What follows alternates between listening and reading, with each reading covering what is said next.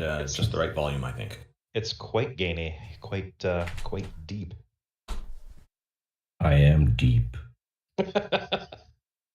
Oh my. That was a very good George Takei reference.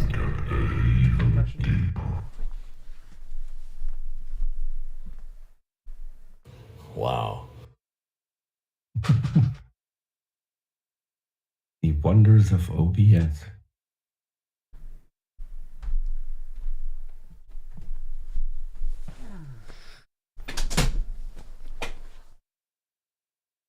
But am I too loud, or yeah, I think I might be a little bit. I think you're just fine. Okay. Do you guys want to start early? Let people come in just because we got nothing to do. So Zero G has asked in the text chat about the topic, convincing us that a god or a goddess exists, and wondering if we actually want to be convinced. I would say it's a matter of being open to being convinced. We're not closed to it.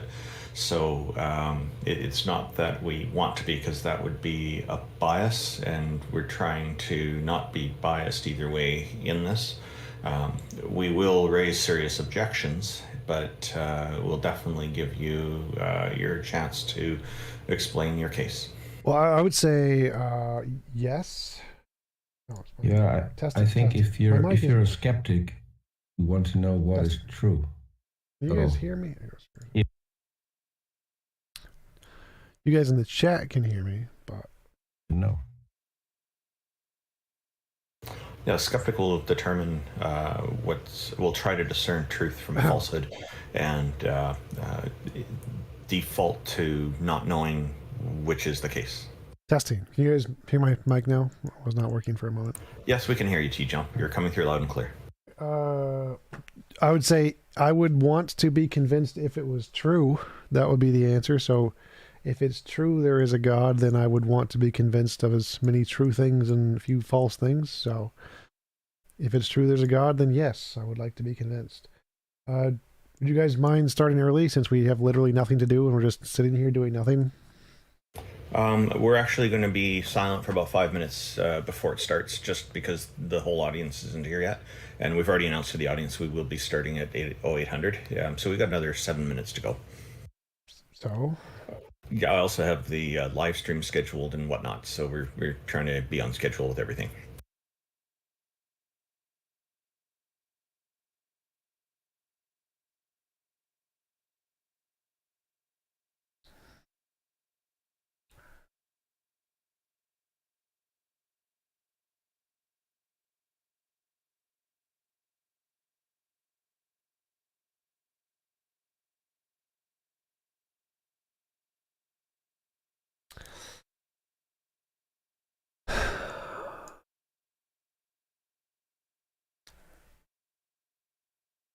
Hello, Dreeched. How's it going from the Twitch chat?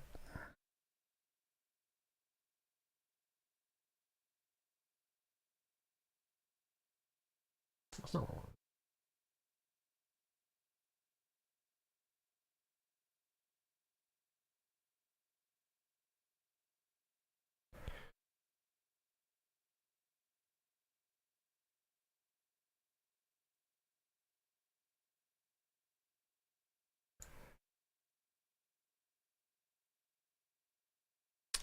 Rich, how's it going? Hey.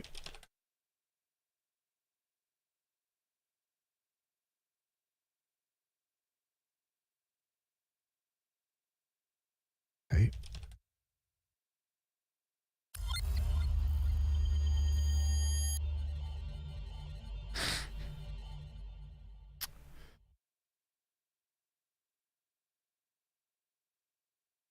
Orbital Nomad, thank you for the follow. Appreciate it.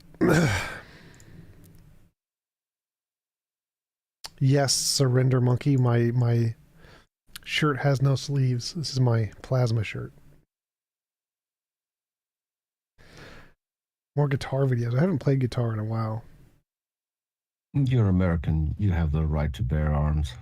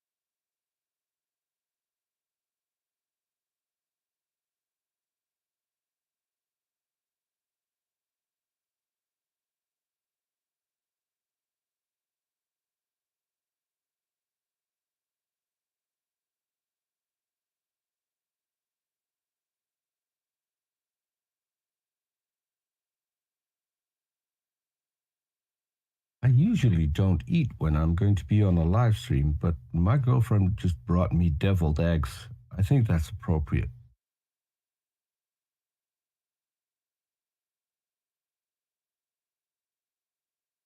Pity you can't share.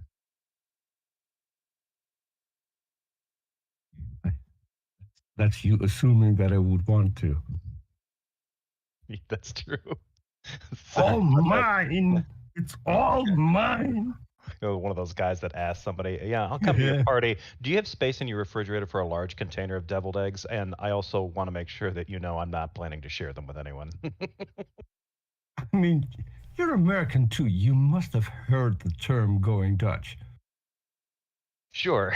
I didn't think that applied to hoarding deviled eggs, though. But I guess now I know to be a lot more liberal with that term. So, okay.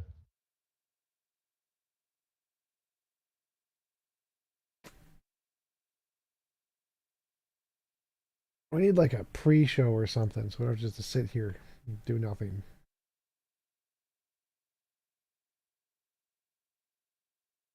Banter? Has the fan disappeared from my background noise, Jefferson? Yep. Excellent. Yeah, that does sound a little clearer. And you were coming through loud and clear before. It was just that kind of faint, kind of like machine fan kind of sound in the background. Yeah, I had the laptop close to my mic so I could type directly on its keyboard and get this all re-advertised all over Discord and whatnot. Gotcha. Hey, Chris. And Twitter, nice. I do stream there. But only get like 60 views or something.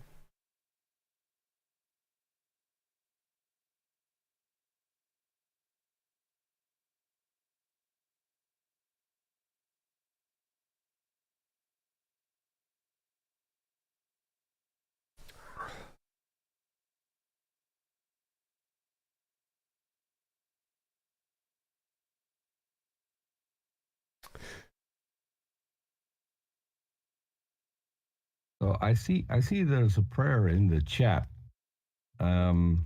If you're Christian, you might want to check your Bible. The lying ass senile interloper in the White House was put there by your God, according to the Bible, and you should listen to him. Just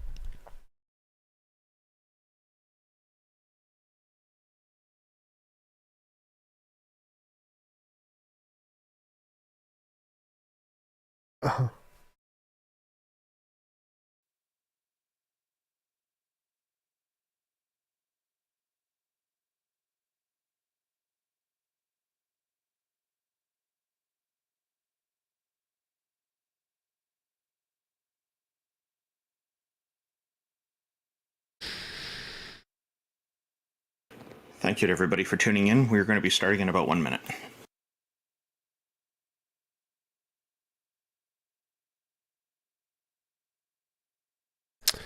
Hey, Luke, 3 a.m. in Australia. That's early.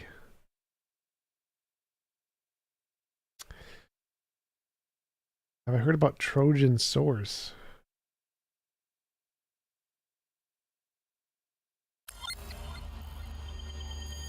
I've not heard of that from Rationality. Thank you for the super chat, Chris. Appreciate it.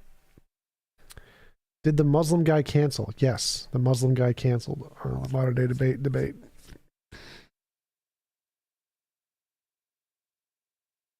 were you going to debate? Friday there was supposed to be me versus some Muslim guys, Islam true, something like that. Not a familiar one. What?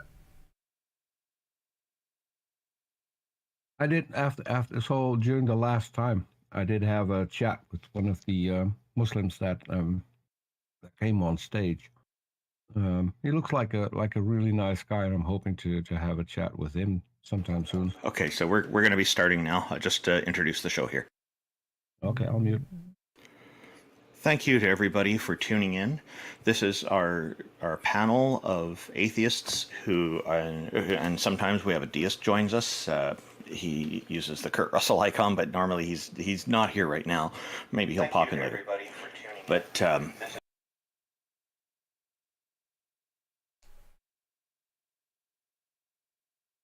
And we're very glad that everybody has joined us. Sorry about the background noise there. We are going to be taking people from the audience to try to convince us that a god or a goddess exists. And we're very happy that everybody is here. There are a number of people who've been in the audience already for some time, waiting while we've been getting things set up. We're going to start with Jarl, because I believe Jarl has had the first instance of raising his hand, indicating that he or she would like to speak with us. Just a moment while I get Jarl logged in here.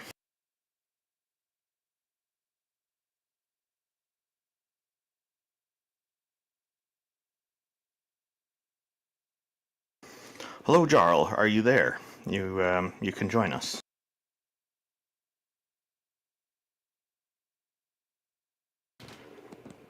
Hello, Jarl. Welcome. And what do you have for us to convince us that a god or a goddess exists? Like, I know that people are usually pretty set in their religious beliefs once they have them, so the chances of me actually convincing you are pretty low, but I do have a question. So, let's just say that there is no god or goddess out there. Yeah, there's no gods. What happens when a person dies? Where does their soul go? What happens to that consciousness? Could be lots of things. Like there could be an afterlife without a god just fine. So anything that could happen with a god could happen without a god. But the most plausible explanation is that nothing happens. You go exactly the same place you were before you were born, which is nowhereness. And that's about it. Yeah, but saying that there's an afterlife, wouldn't that also still be kind of like, that would still be kind of religion? No. That's still not really that atheistic. Well, there can be. So, like, there are many different possibilities. God has no evidence, and anything that can happen if a God existed could happen without a God, like a naturalistic pantheism. So you can have an afterlife with just a field or a dharma or whatever. So you can have heaven without God just fine. And so there's no evidence that actually indicates God does anything. And you can have all of the benefits without the God just by believing in spiritual atheism, because many atheists do believe in spiritualism. Without the God. So there's no benefit of the God whatsoever. You can get all of it without the God, but the most plausible explanation is that you just disappear.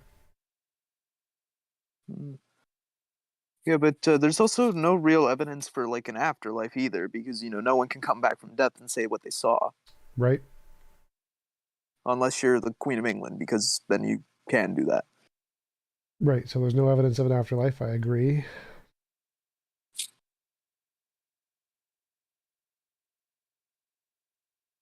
So yeah, that's all I really had to say. I just wanted to ask like what comes after death. That's all. Yeah, I guess I'll let the next guy stand up. Oh, I was just going to say, I guess that would depend on whether the afterlife is dependent on this deity, which TJump already highlighted. So thank you very much for coming on. We appreciate it. Okay, you're welcome. Also, it's pronounced Jarl, not Jarl. Jarl, thank you for correcting me. Hey, actually, it's pronounced Jarl. Okay, goodbye. I'm Jarl of Winterfell. Uzro Da.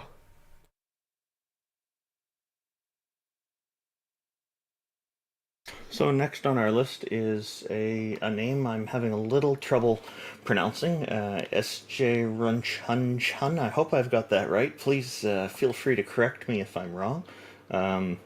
Welcome to our panel, and we're curious on whether you're going to provide us to convince us of a god or a goddess existing. Thank you for joining us. Sure. Yeah, it's just Chun. You can just call me Chun. So thank you. So what I'm going to try to do is I'm going to try and show that it's epistemologically impossible to be an atheist or to be into atheism. There's no way to actually get towards that position. And if I can just to interrupt, what do you mean by epistemologically impossible? What does that combination of words mean?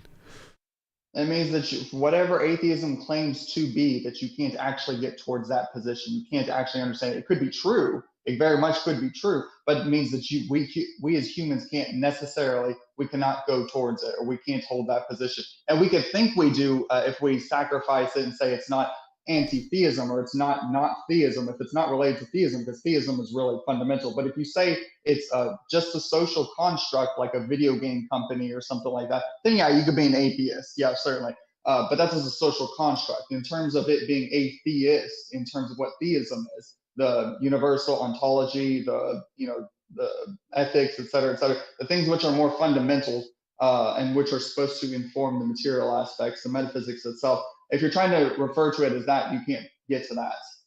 So it's Okay. epistemologically impossible. So atheism means that it's somebody who doesn't believe in any deities. Now, there are some atheists who also hold the position that there are no deities. I'm not one of those. I just don't believe. And others here on the panel can speak for themselves on this, but you did leave the definition of atheism wide open on this. So, yeah, you're going to have to be a little more clear on this to make a cogent argument, I think. Sure. Yeah. So I suppose one thing that I'd like to specifically say about that, whether you believe it or not, isn't really super interesting. Like to us, it's not super. It doesn't bring anything to a conversation. Like whether it doesn't matter whether it's interesting to you. It is a characteristic of who I am, and that's a fact. So no, that's true. This is a non sequitur. No. This is. Can I? Go ahead. Can I give my two cents? So I live in a country that's predominantly atheist or non-believers. My position is that atheism is the default position. It's what you have until someone convinces you that a God exists. Let me try. There's no way to get to atheism as long as you're not convinced that a God exists. You're an atheist. Sure. So I wouldn't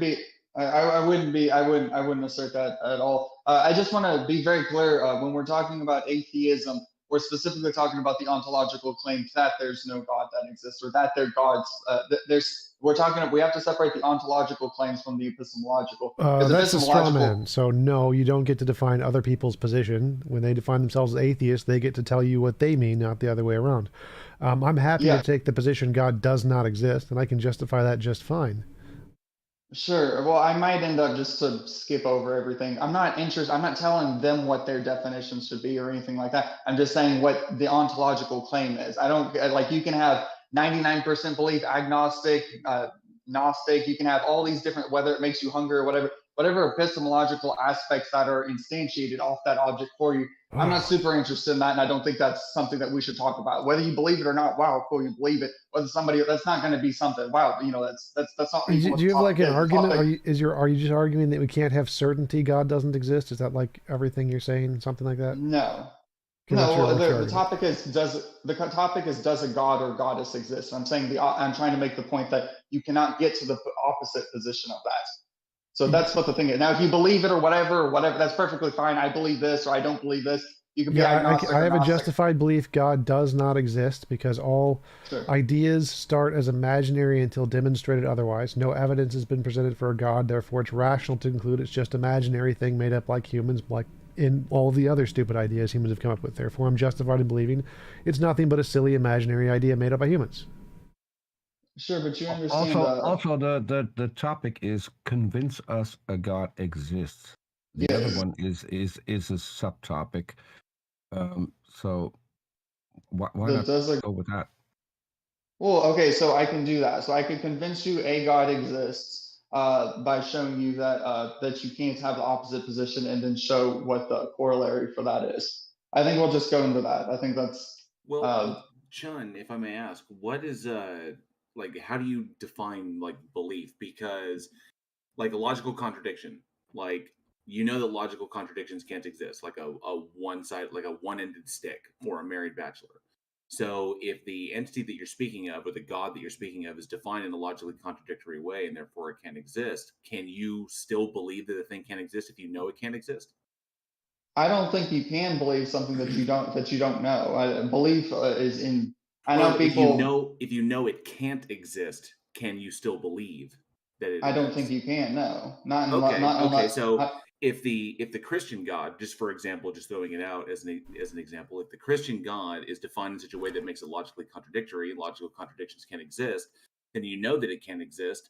and you can't believe in it, and atheism is a lack, or is a disbelief in gods or God, in a god or gods. So therefore, you are an atheist.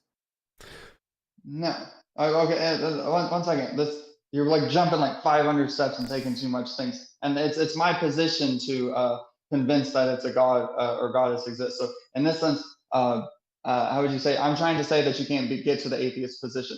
And I just explained how you could. I'm trying to explain that that's not. Okay, how could it you is. stop telling us what you're trying to? Could you just present position. your argument? Present argument from its conclusion. Go. Okay. So, anyways, okay. So if you have like physics, y'all would argue that's a propositional statement in a sense. It's propositional. It says that everything fundamentally, the material world is fundamentally measurable and understandable in matter or energy. That's a propositional. How would y'all define that? I want an argument. Like, what is your argument? Sure. Okay. So fine. So you have that, and then you have like quantum mechanics or something like that. You have quantum mechanics, classical argument. mechanics. Argument. What is the argument? I have to explain it. You have to say the axioms. Okay. So you have to get the axiom. Axiom 1. That's what that is. And then you have things that are like quantum mechanics, which are constructions of, or classical mechanics, or general relativity, etc. So if you try to contradict one of those or try to show they're wrong in any case, then you're never going to actually get towards the position that not all physics exists. You're only going to get to the position that quantum mechanics doesn't exist. Now, this is not the same. There's no symmetry inside this position. So this is where the negative, this is me saying how you can't get to that position. If you say quantum mechanics does exist, and then mechanics, which is a synonym for physics in the sense, quantum physics, etc., then you're asserting necessarily that physics exists. So there's necessarily, whenever you assert something, you necessarily lean towards it, but there's nothing that can get you to the opposite. There's no variable or anything like that which can get you to the position that physics itself does not exist.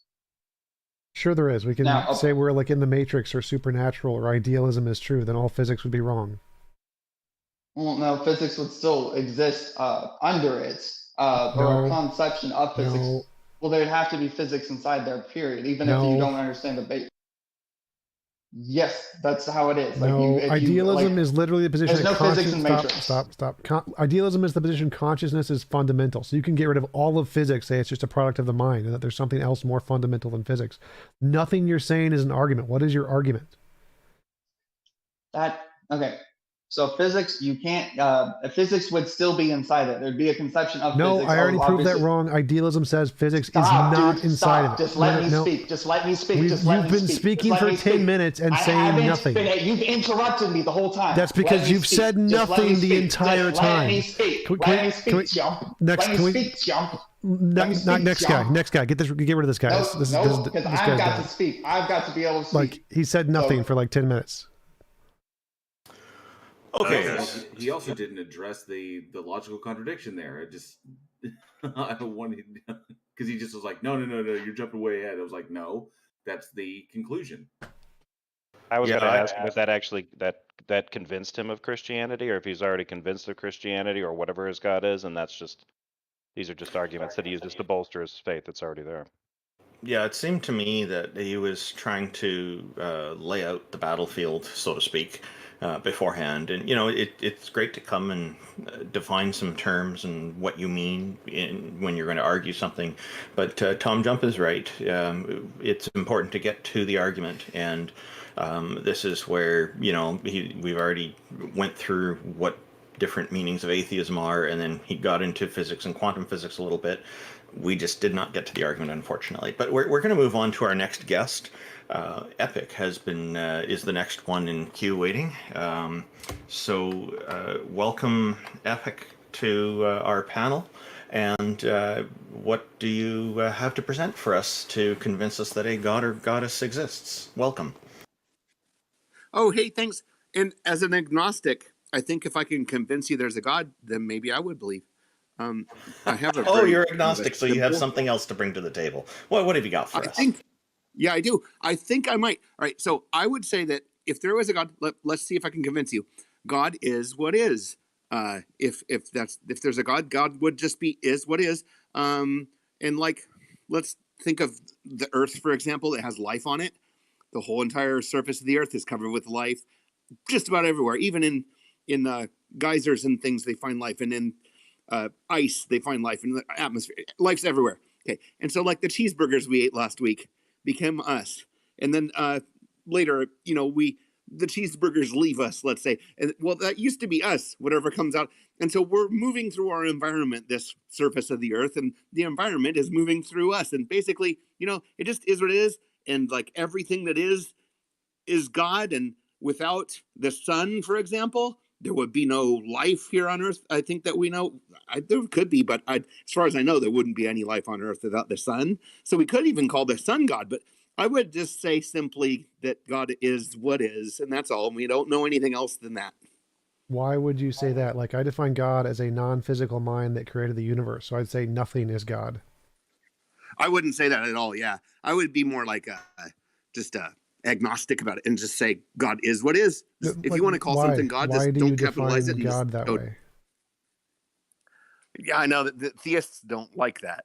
Why do you define it that way? Because if I said God is a potato, that seems like equally as coherent as you just saying God is everything. Because I think that God's a concept anyway. We might as well make it accurate. And if somebody wants to say God, we can at least let them be coherent.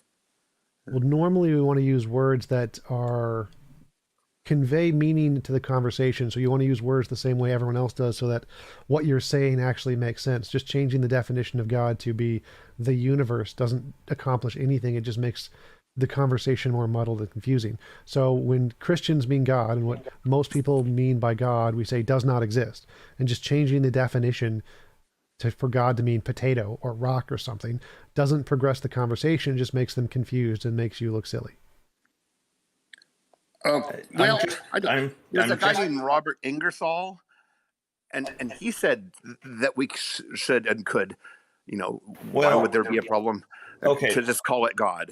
Becca, I'm just going to read something that's from Google when I look up the definition of God, and it says, in a superhuman being or spirit worshipped as having power over nature or human fortunes, a deity. So the way you're defining it, it sounds kind of more like something Deepak Chopra might say, where God is everything and everything is God. That sounds kind of more like from there. That's not really helping us. Like, what's understood as God or even a goddess would be kind of more in line with what TJump just said and what I just defined, I think. And that's kind of what we're looking for. I think we're really actually close, and I'll leave. But I would simplify it like Einstein says, if you can't simplify it, you don't understand it well enough. Einstein, I would say God is what is, and it does exist. Existence exists. And so there you go. And if you call it God, boom. So when you say God is what is, well, okay, God is a deity. Okay, that I can go along with. That doesn't mean that I'm convinced that it's real. So it's like saying... I didn't say a deity. I just said, literally just call existence God. Okay, it's just like it would be like saying Gandalf is a wizard. Okay, I agree with that. I don't believe Gandalf is real, though. Okay, let's do this, because I've done this for years, and I'm just thinking... Thank you for the super chat, Jacob. It just came to mind. What if there was a God, just hypothetically, there was a God, and nobody knew, even including that God, didn't know where it came from? It's still, God is what is. I mean, trumps that. See, there'd be a problem of the infinite regression with all these religions. And I'm just saying, if you're honest and stay agnostic about it and realize that we're here, and that's all we know is we're here and we exist. And if we call that God, then great. It's the only real God. Why do you think there can only be one? Well, there could only be one God, as far as I'm concerned, because there's no evidence of anything else. There's no evidence of... Nobody's ever shown it to be the case that any religion has ever been verified and validated and real, or else they'd win the Nobel Prize.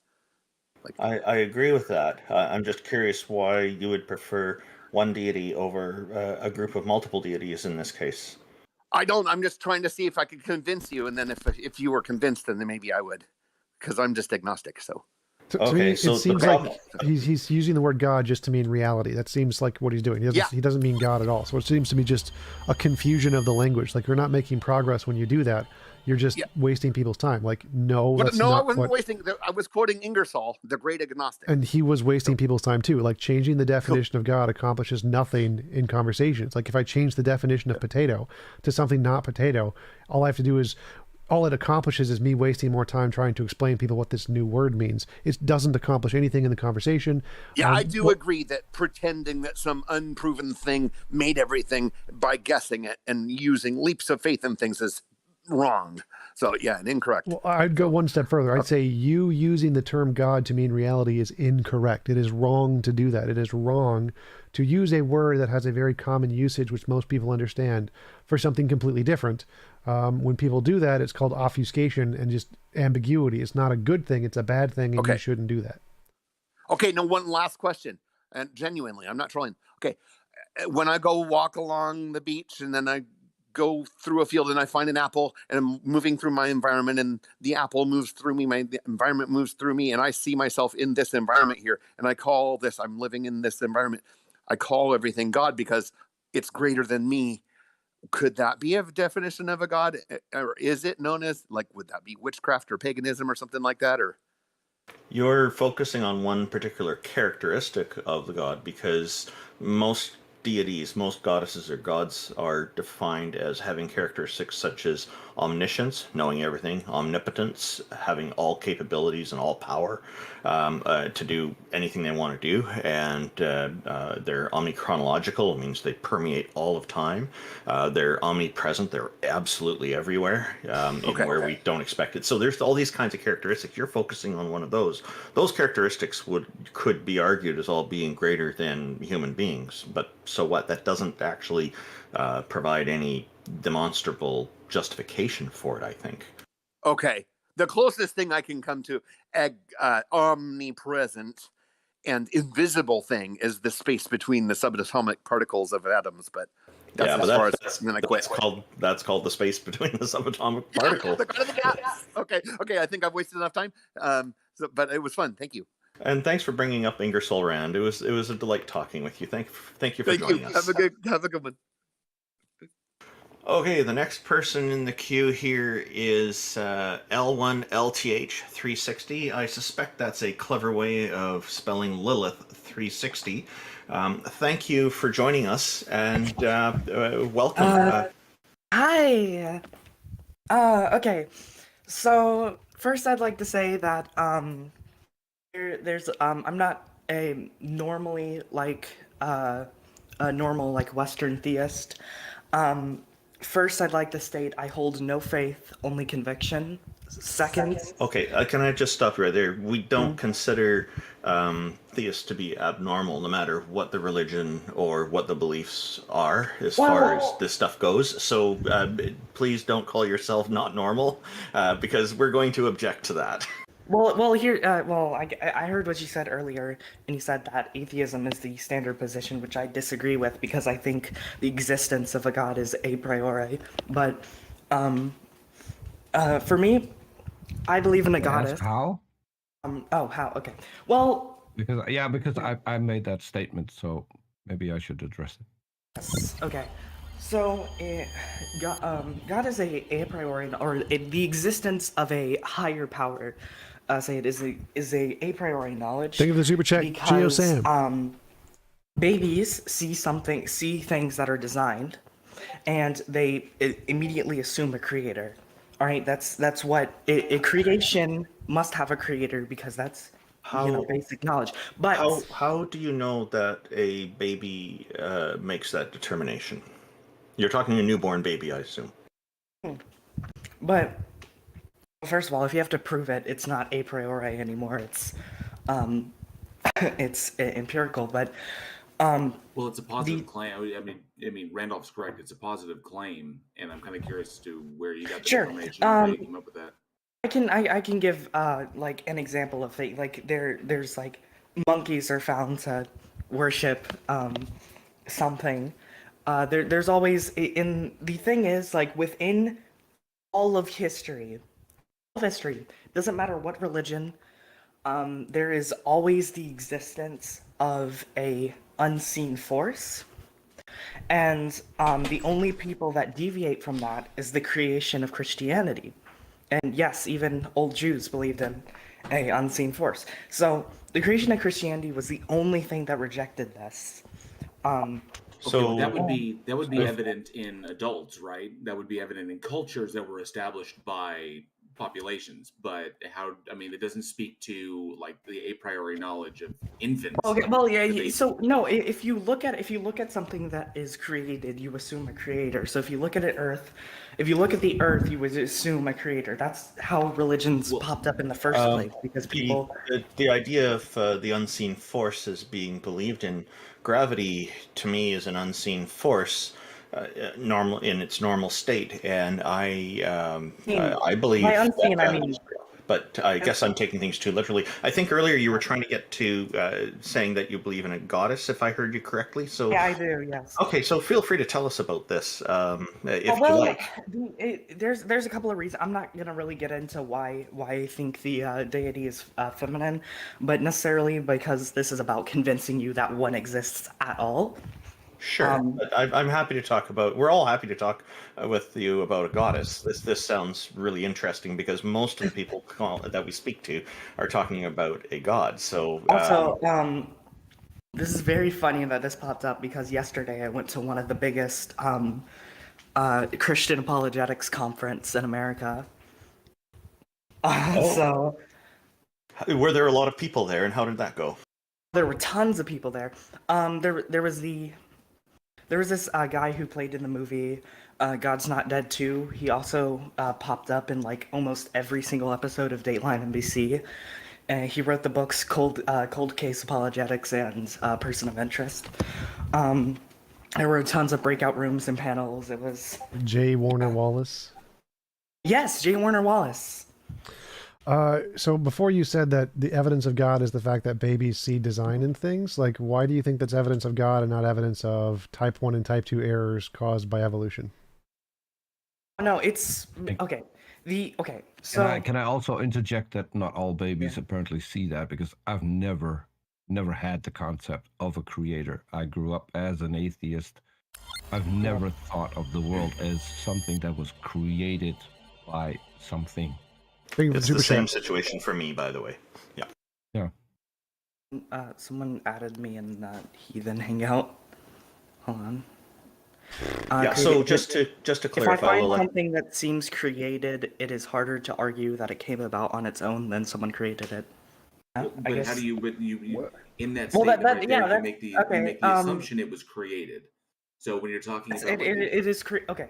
So like TJump said, TJump's question was salient right there. It was, how do you know that it was not a type 1 or type 2 error?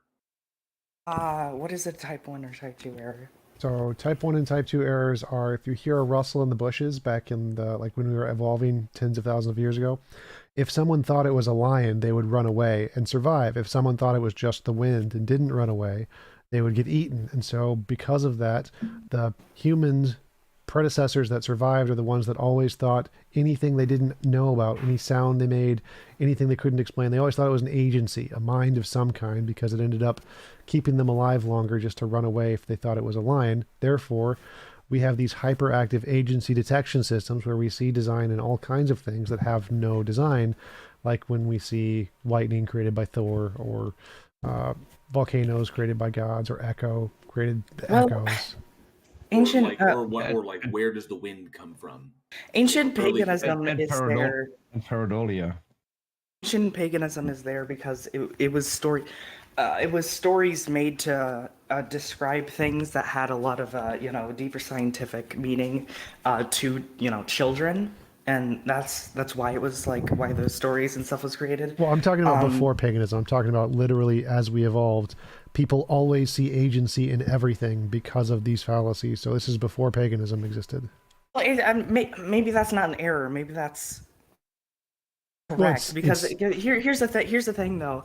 What is it helping you survive to believe in a god? How is that helping you survive? Well, again, if you hear a rustle in the bushes and you think it's a god or a leprechaun or anything that could cause you harm and you don't understand, you run away from it.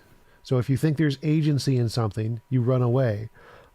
Whereas if you think it's just the wind, you don't run away.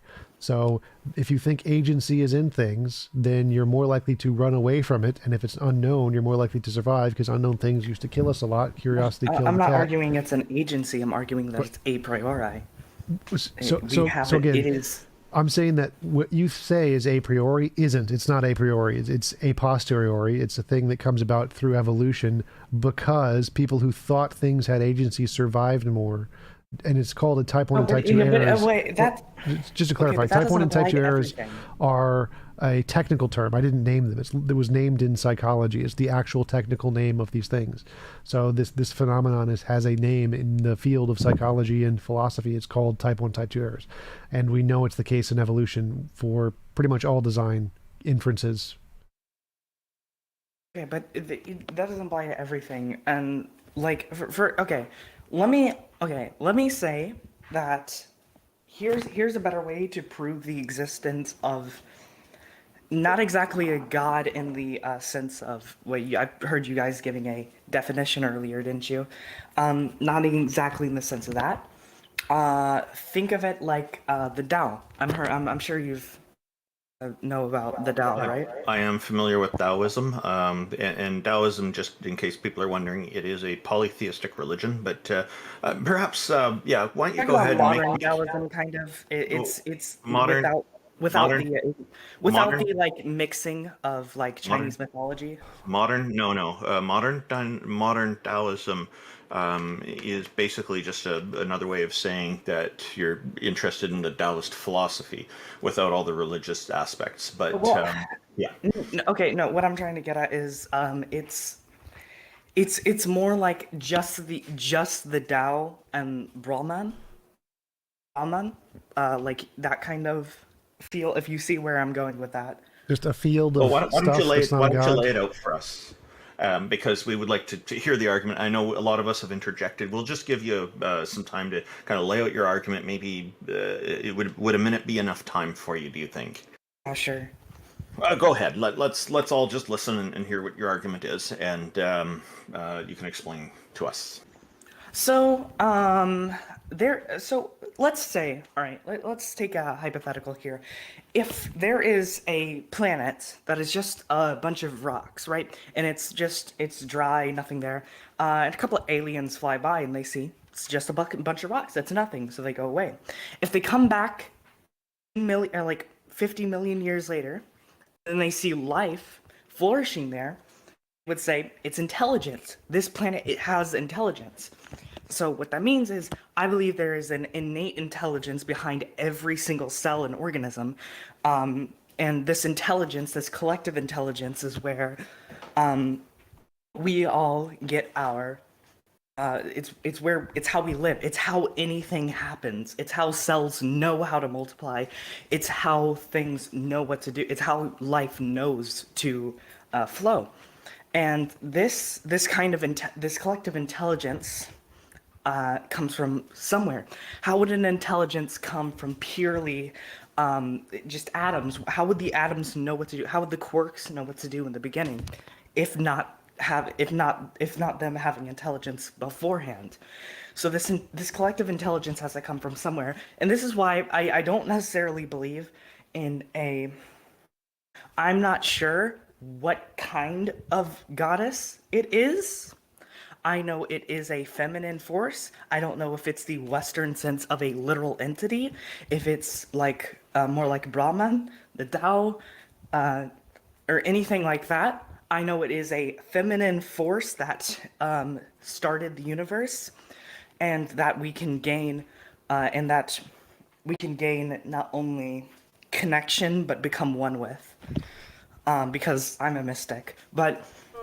Okay, it seems like you're saying that there needs to be some intelligence for life to be able to form. Well, I'd say no. The reason life formed was because of just determined physical forces, and RNA was formed on clay, which built the first original DNA, which then reproduced to make cells. It didn't know anything. It was just determined by physical forces that we know about. How would it know to do that? How would it know what to happen? How would that force...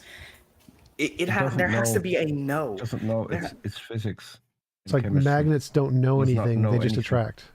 objects, physical shapes can bind together. Like in chemistry, the reason certain chemicals bind to other chemicals is because their shapes fit together, because they have magnetic resonance or an electrochemical bond. It has nothing to do with knowledge.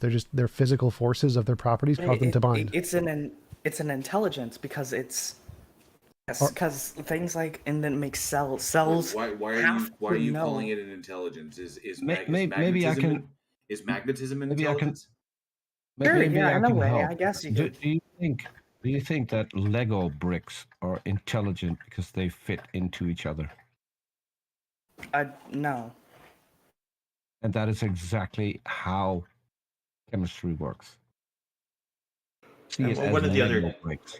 one of the other things that I have trouble with reconciling this is that there are people who are born with varying degrees of intelligence, and there are people who this intelligence wanes throughout their lives as we get older. It's a well-known and well-documented fact that people's IQs decline ever so slightly in most cases, and then once we're dead, all this intelligence seems to be gone. By your reasoning, are you saying that once we're dead and we've decomposed, that intelligence remains?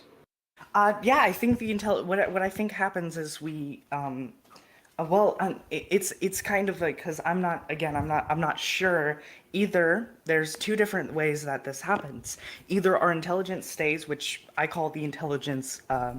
It's an energy. It's a ki, chakra, whatever you want to call it, stays here and it goes back to the earth. Either that, or it's our intelligence, our collective consciousness joins with the goddess. We could become one with her. So how do you draw the line between that being true and just being an explanation for things that we don't understand? It's not, because these kinds of things aren't.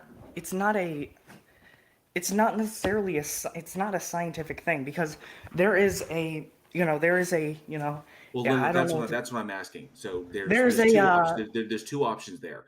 That what you believe is the way things are, or what you believe is actually ancient explanations that human beings came up with hundreds of thousands of years ago in order to explain things they didn't currently understand. It's like phenomena that they witness. It's like, oh, why does this happen? And then coming up with reasons as to why, because they don't understand what's actually going on. So it's one of the two. So the question then is, like, how do you? We still don't understand it. Well, the question is, how do you? But these things that we do understand them.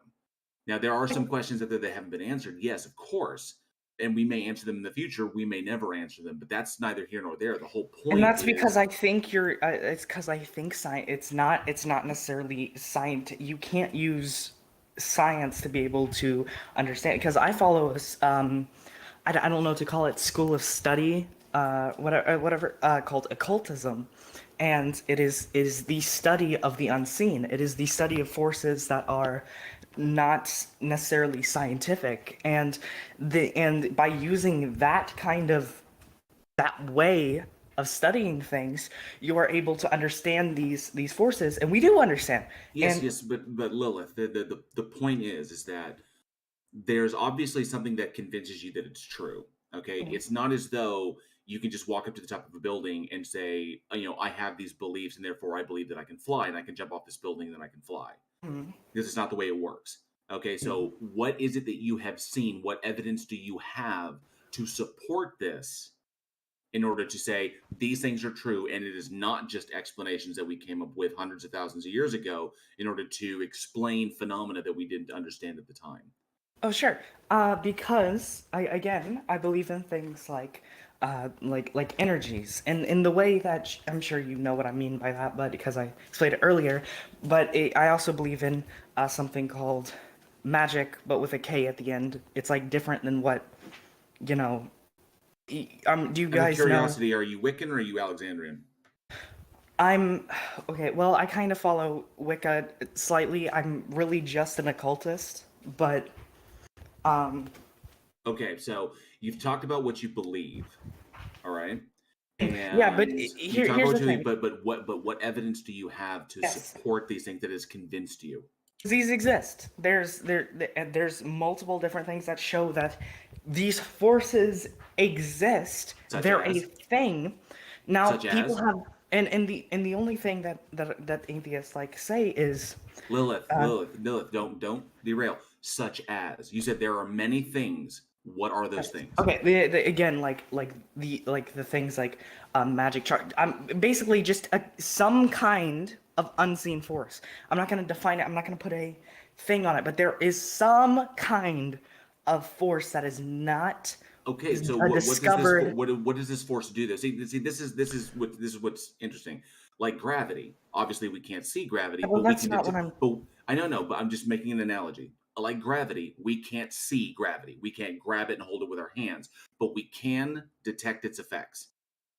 Also, before I go on, someone DM'd me some like transphobic like article while I was talking. Well, then block them. So I had the same thing.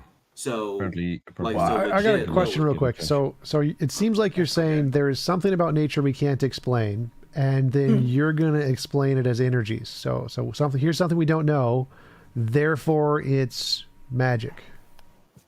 No, well, do you understand what magic in the occult sense is? Do you know what it? Sure. Yes, I do. What does that have to do with anything? That's why I asked you. That's why I asked you if you were Wiccan or if you were Wiccan, if you were Alexandrian, to see like what school of thought that you go by. And you said that you're just an occultist. So that is wide ranging. Are you Levian or like what? Well, I want to go back.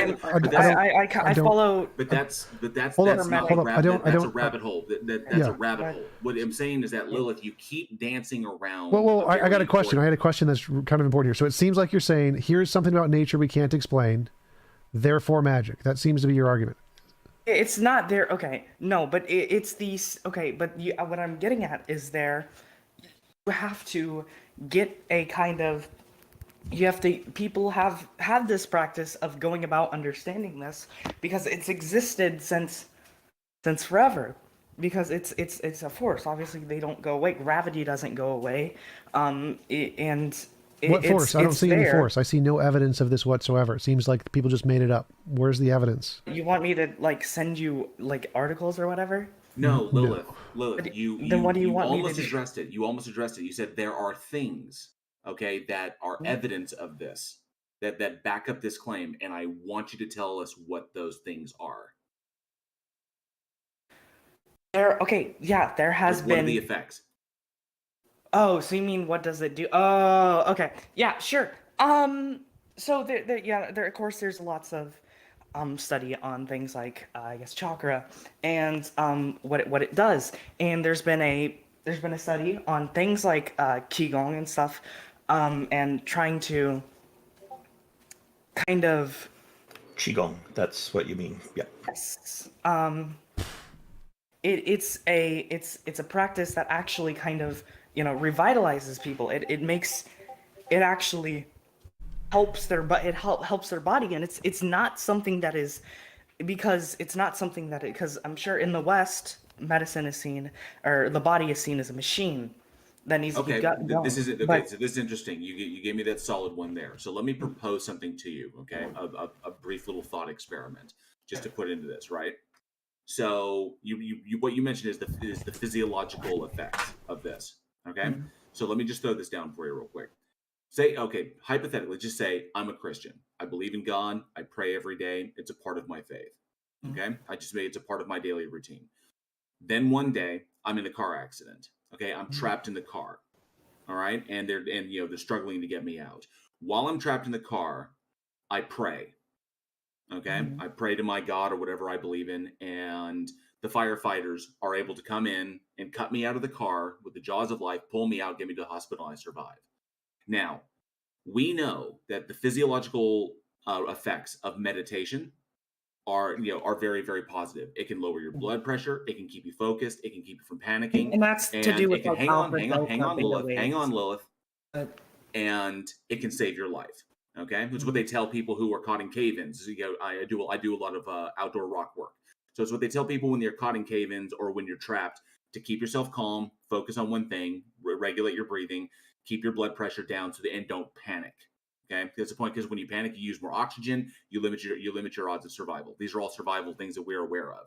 So if I'm trapped in the car and they're trying to cut me out with the jaws of life, and I pray, I focus myself, I regulate my breathing, I lower my blood pressure, and I don't panic, and I don't use up too much oxygen, and I survive. Does my survival mean that what I'm praying to exists? Oh. No, it doesn't. Oh, there you go. Okay, but it's not necessarily that. Okay, it's because it is. There's things that are practices that are specifically targeted at, specifically targeted for these, like, things like energies and stuff, and what they do is they work. And Lilith, you just conceded that just because there is a physiological effect that you can detect doesn't mean that what you're focusing on is an actual thing. No more than just a construct. What I'm trying to say is that it's not. No more than just a foci. No, but okay, listen. But you don't. What you have there is you have something that is okay. You have a explanation. You have an outside. For these things are like, they don't have like a like scientific thing attached. It doesn't. It is. So it's based on this. So there's no. I don't know what I'm trying to explain here. I don't know how to explain it. What I'm trying to get at, there's a thing that is not like outside force. Like, you can't look at some other part of the body or something that you're doing that is affecting, because it's not there. I've seen lots of studies on Qui-Gon and chakras and energies, and they've all failed. Like, they've shown no effect. So I have no idea what you're talking about. That's not true whatsoever. That's not true whatsoever. Like, no. If you think it works, then publish it in an academic journal and you win a Nobel Prize, you'll get $1 million. So no one's won the $1 million yet. He's talking about the James Randi. No, the James Randi Prize. The prize for winning the Nobel Prize is $1 million. Oh, it was $1 million? Okay. Because there's also that Randi Prize has never been claimed. Yeah, that's a different one. There's been many claims on James Randi's prize, but nobody's actually won it. Yeah. Somebody did win it, but that was an April Fool's prank, it turned out to be. So, Lilith, the whole point being is that that when there's evidence, and the whole point is that you believe in a thing because there are effects that you have observed, and that they're consistent enough for you to rely upon them. So that's what we're talking about. Is we're not saying we're not saying just straight up from the get-go, out of the gate, we're not saying it doesn't exist. We're looking at the claim in and of itself and saying, okay, you're saying that this thing exists. Great. You're saying that it can be tapped into by human beings. Great. You're saying that there are demonstrable effects that you can rely on, and that there's like ritual or some sort of thing that you do in order to invoke these things in order to get a demonstrable effect on reality. It's like, okay, great. There's all these things. What are the effects that you are getting, and how are they reliable? Like, how can I develop a predictive model based upon what you're doing? But the problem is, once you go beyond that, you're going to start getting anything. Well, it depends upon how much you believe. It depends upon how much you're willing to just, throw to the ether of confirmation bias. You don't want to investigate it too closely, because then you lose your grasp on it. These are problematic. Well, I understand the thing, but I'm not gonna get into magic, because that has to do a lot with intention, and obviously that can cause some like problematic for it, like going against atheistic arguments and stuff. So I'm not gonna talk about that specifically. I'm gonna talk about. Okay, so how can you determine the difference between this and confirmation bias? If you hold the belief, and then you interpret evidence as confirmation of that belief that you already held. Because you can, because you can do it. How did you determine it's not confirmation bias? Because even if you do it and don't believe, it's still going to like happen. It's because it's objective reality. It's what's going to happen? Like, for example, like if you do some kind of thing with your energies, I'm not gonna like with a specific practice right now, but you're going to see effects from it, and you're not gonna see what effects? Any kind of Whatever. It depends on what you're doing. I just okay. So the I just reason said the I'm not reason gonna I'm say a asking, specific. like the reason I'm asking is that most of the effects that you see can be explained by just natural processes that we already know about in nature. So you'd have to give some effect that isn't already explained by all the things we know about in nature. That's what I'm asking for. Like what effects do we see that aren't already explained by regular medicine? Okay. All right. There is a what is it called again? I'm trying to think of where they did it, but there is a study on it was a study on think what it was I'm trying to think of like the name real quick. I'm sorry. That's okay. I just want to remind everybody we've spent quite a lot of time on this conversation, which has been great, by the way, Lilith. It's been a pleasure speaking with you. We want to try to wrap this up pretty soon because there are other people in the audience who would like to speak as well. Yeah, sure. So there was this. All right. So what happened was, all right, a group of I think what it was like university, I don't know, student people like that represented the university, went and to try see the effects of Eastern medicine, and what they did, of course, they didn't believe it because they were skeptical. Yeah, yada yada. What they did is they went there, and then they tried the practices. What they found was it actually not only it helped them. I don't want to say that because you could explain that with, but it literally like there was their muscle pains like went away. Like their what happened was what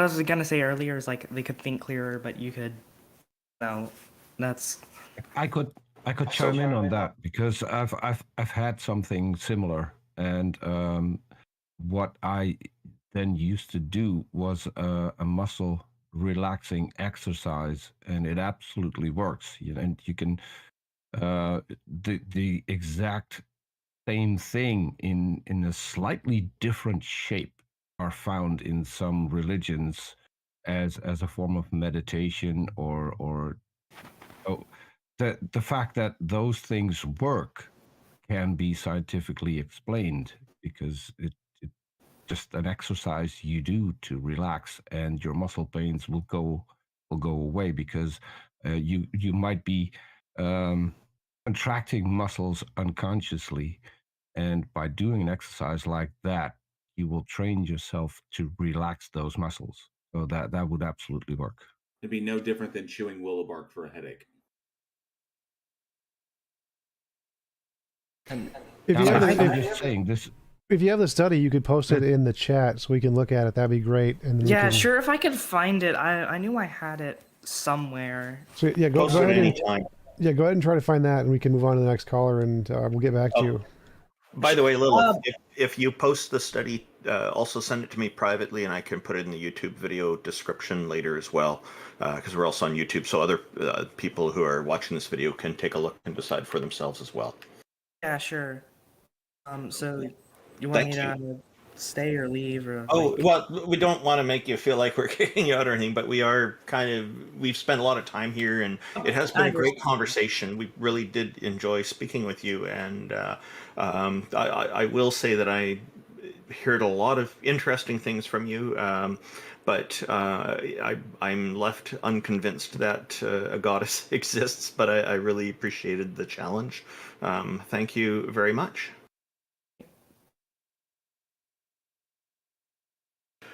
So our next audience member who's going to be joining us is Aura Seal. I hope I'm saying that right. Oh, where did Aura Seal disappear to?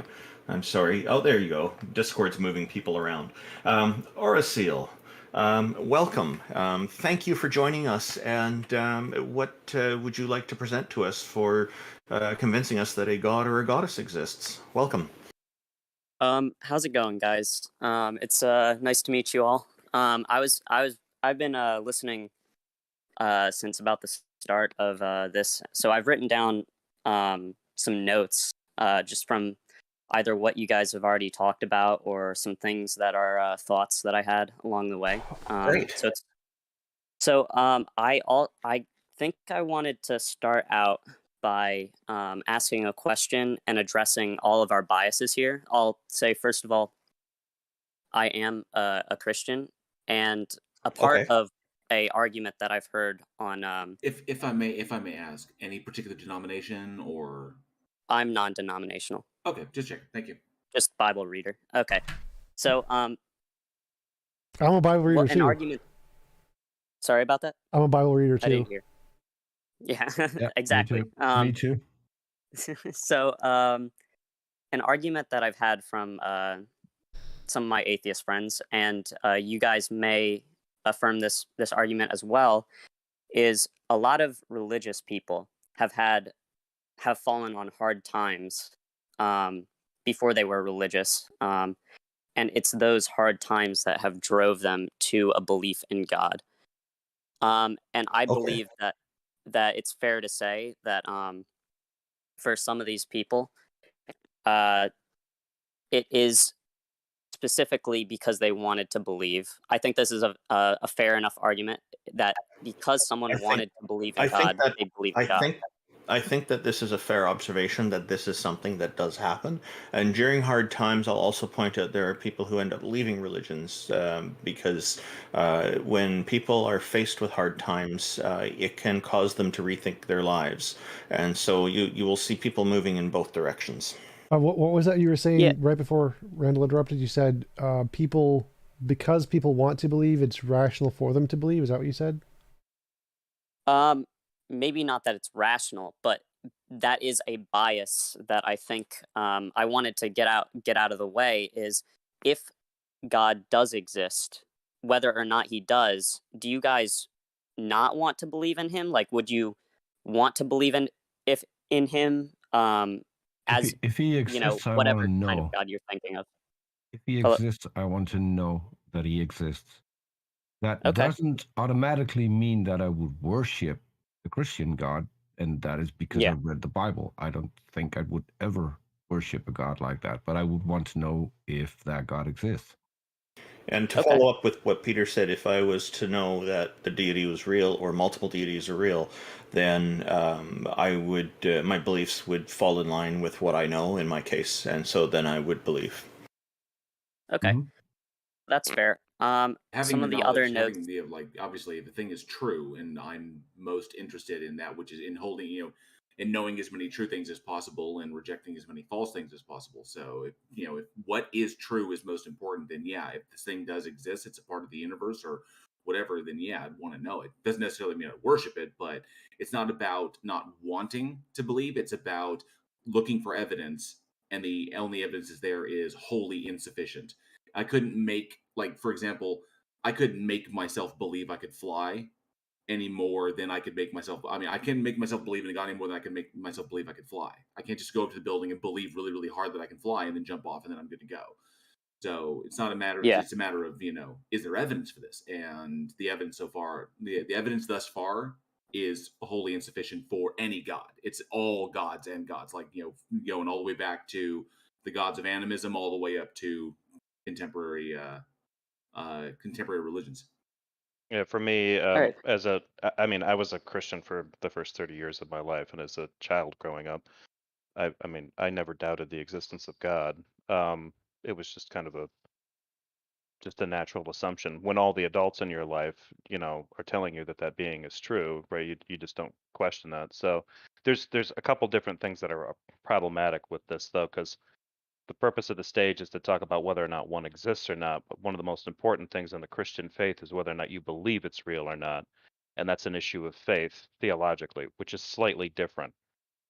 So the faith issue, I never really had an issue with. But when the faith started to go away, if somebody were to ask me, as time went by, do I think that one actually exists or not?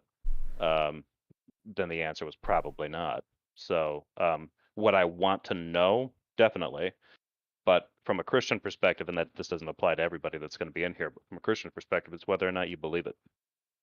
I just want to say I have high function autism. I couldn't care less what people have for hard times. I don't care about people's emotional biases. I just want to know what the evidence is. So it doesn't make a difference to me one way or the other. Just give me the evidence. I found it really interesting that you Ara, that you brought up one of the key methods that, or I guess one of the key attributes in people that religion looks for to convince them to basically, there's this void, desperation and fear. And when things are out of control, and essentially that's what religion does, is that they'll target individuals like this, individuals who are in dire straits, individuals that are monetarily, strapped, into drug addicts, people who are, the homeless. It's, that's people they target to give them the life raft. Because you go to somebody, you go to an atheist where everything, it's like, where everything's kind of working out, and they got to, it's like you wouldn't be able to convince them. But someone who is like, I have nothing to hold on to, and I feel like I'm drowning by everyday life, they say, well, here's this life raft. They'll grab onto anything to keep their head above water. And I just found it interesting that you brought that was the first thing you brought up. So continue, Ara, please. Well, the reason I brought that up was because I think it's important to get the most fairest representation of both things. But someone said it before as well, that it's not just that brings people in, but it's also that kind of desperation that brings people out. And That was what me. I was kind of, what I was kind of trying to get at with that is that there is a bias that does, affect how we may believe the faith issue. What is important, I would say, is the knowledge issue. It's the evidence, and it's evaluating it rationally. I'm a Christian. I believe Jesus existed. I'm not going to go into the whole thing because it's not. The argument is, does a God exist, not what God exists. I also wanted to ask a question specifically about like evolution. With evolution, we could agree that it does not. Evolution does not. I'm trying to search for the right words. It does not make people evolve to search for truth, right? I'll help you out. Also, if you don't mind, I'm going to switch to my computer so I can hear you guys better. I'll just try to take real quickly. There is such thing as evolutionary psychology, a whole field that gets into the psychological impacts of the evolution of the human brain. That would be a field that may actually speak to how people's decision making is impacted. I'm not sure because I don't know a lot about this field, but I'm going to guess they do delve into that. Also, evolutionary game theory, in that if drives people, to do things for the common, basically for the population in itself. When essentially positive action, or let's say cooperative action, that can lead to positive results over long term. And then, of course, if coming up with an explanation for something that can bind people together and bring people together and keep them together as a group, survival in numbers, well, then that can be seen, that cooperative action, coming up with an explanation that everybody accepts and eases everybody's minds, that can be seen as a cooperative action. So this is how things like religions and God's explaining phenomena can keep people together. So this is kind of where these ideas are born. So evolutionary game theory is an interesting field. I think also you should dive into. Yeah. So the reason I brought that up specifically was about in regards to whether or not it's true. It seems that most societies that have thrived and prospered are religious, and I can't really say for animals because we can't translate what a dog is actually speaking. I mean, we kind of can actually, but I think we're the only humans are the only species that worship a god, like in the religious sense. Like we have practices and all these things. Most other animals just kind of survive. And if our societies have all kind of prospered under this ideology that there is a god, what do you make of that? It doesn't matter if a society prospers while holding a belief of God, because I could easily go to some of the Arab countries who are one of the richest on the planet because of their oil. They believe in a different God than you do. And you would probably agree with me that God doesn't exist. So I don't think that has any bearing on things. What I would be curious about is what convinced you that a God exists. This will get onto another point of mine, but also I will answer that, but I'm also going to ask a question before I answer that, and Sure. you don't have to answer immediately. But what if Go ahead. the proof? Is it possible that a proof for it can only be found subjectively because of the nature of what we're trying to prove? If it's a spiritual thing we're trying to prove, is it possible that we can't measure it in terms of physical, instruments of like, I hate if the it proof in this, because proof, there's no proof in science. Proof is a mathematical concept. So I mean evidence. What I would, you should go with evidence, and if there is clear evidence for something spiritual, then we could evaluate the evidence. So far, I've never seen anything. I don't even know what people mean when they say spiritual. So Can you I elaborate can on say that? my what made me become a Christian, if that's okay. Yeah. If you still want me to answer before you go there, I'd just like to address your point, because Sure. if something is interacting with reality, then we should be able to measure that.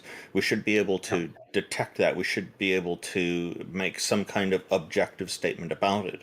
So to just say that would only be subjective, I guess, how we perceive reality, of course, is subjective, but we all seem to perceive it in pretty much the same way. There's gravity holding us to the earth. There's the air that we breathe. We are able to communicate with each other.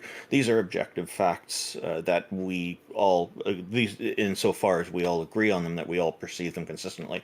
So, I think to just write it off and say it's only subjective would be a mistake, because again, if it's interacting with reality, we should be able to measure that. Otherwise, how would anybody know that it's interacted with reality? I think to continue. Sorry, what Peter. Randall Peter. said. Just a sec.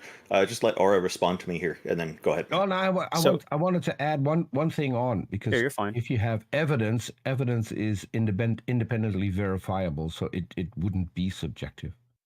Yeah, so I think it kind of pairs well with my last statement, is not necessarily what type of God, but when I was saying, if I say, okay, well, it so happens that most of the nations that have become great powerhouses in the modern world were founded, and they had a deep belief. It was a majority of the population, we would say, had a belief of a god or gods, and because of evolution, if you want to say, evolution found that believing in a god is what made us survive longer. It's what made us had the ability to create these great societies. And is that not effect that we let can measure? him finish. Let him finish. Say that again. Finish your sentence. Well, that was pretty much it. Is that not a effect that we could measure in the sense that the societies without these stop interrupting. beliefs died out? So the fact that we have beliefs is not evidence that they're true. It's an appeal to consequence fallacy. So no, the fact that they're successful and evolution shows them would not be indicative that they're true. Type 1 and type 2 errors are good examples of things that we know are false, but were beneficial for survival. So there's lots of false beliefs that are beneficial to survival. Okay. Let me look at some other. Okay, I had one question for you guys. I don't think I asked it already, but what would convince you? Do you know? That there is predictions. Not Good testable evidence. predictions. Any type of scientific evidence, anything that you could tell the future about, anything that you'd be able to differentiate imagination from reality.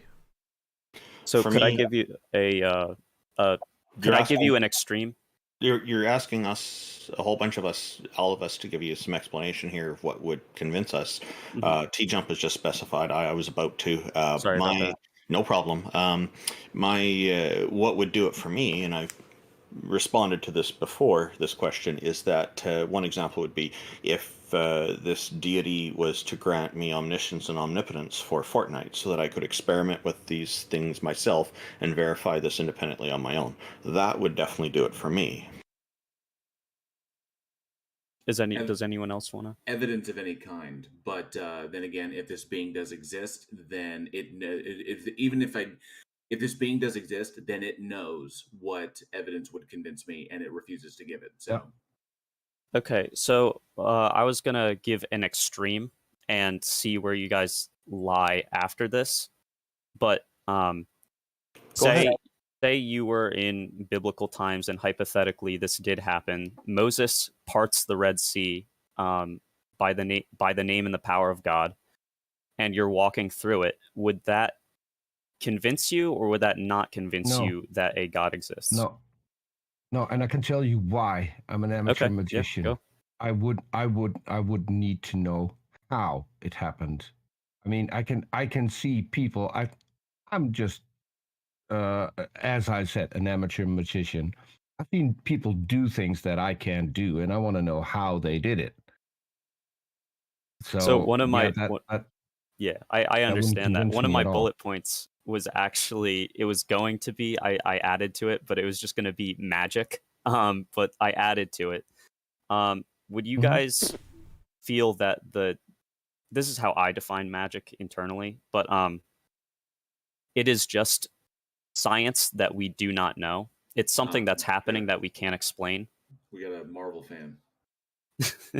I would like to offer a different answer. So I'd actually say yes, if there were consistent ways that you could believe in a God gave you some kind of power over the world, like parting the Red Sea. Fortunately, Moses didn't exist. But yes, if you could do those kinds of things and you did them in the name of a God and they didn't happen in any other instance, then yeah, I consider that to be strong evidence of a God for sure. Okay. So I'm with TJump. I'm still curious what convinced you. Yeah, so I had a very personal experience where I had what I would call as a divine experience. And this is why I analyze, I think everyone analyzes the evidence. You shouldn't analyze any evidence and just like believe it because like, well, I already believe it, but you should analyze it afterwards and see if you still believe it. I had a divine experience after a very traumatic. I did a lot of LSD back in the day, and I saw God, and then he handed me over to Satan, and then I was tormented, what I believe, by demons for a lot of months. I had to go to. Quick question for clarification. Did you experience this while being under the influence of LSD? Yes. So that means that your brain wasn't working reliably. So why did you even think that any of that was real? Well, I suffered from what people, but I don't necessarily call schizophrenia, for a long time after that, where I was what I believed and still kind of believe. I heard voices tormenting me for months and telling me that I was going to hell, and all this other stuff. And It was only when But how did you determine that any of that was real or not your brain playing tricks on you so as a method of survival, maybe?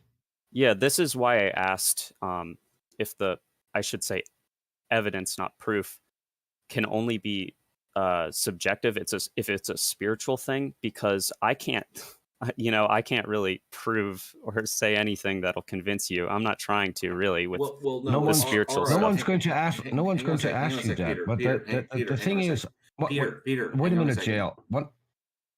Hang on a second. One thing so is the question that's important, Ara, is that you have this experience, and I myself have done quite a bit of LSD.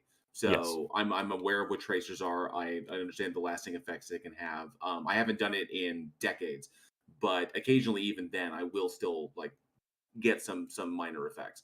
I'm aware of what lysergic does and what the effects that it has on the brain. I understand, the studies that that Leary was doing in order to try and work with LSD and control doses with mental illness and schizophrenia. So the problem is that we understand these things. We understand that there are lasting effects that these drugs can have on the body. You can get the same things with DMT as well.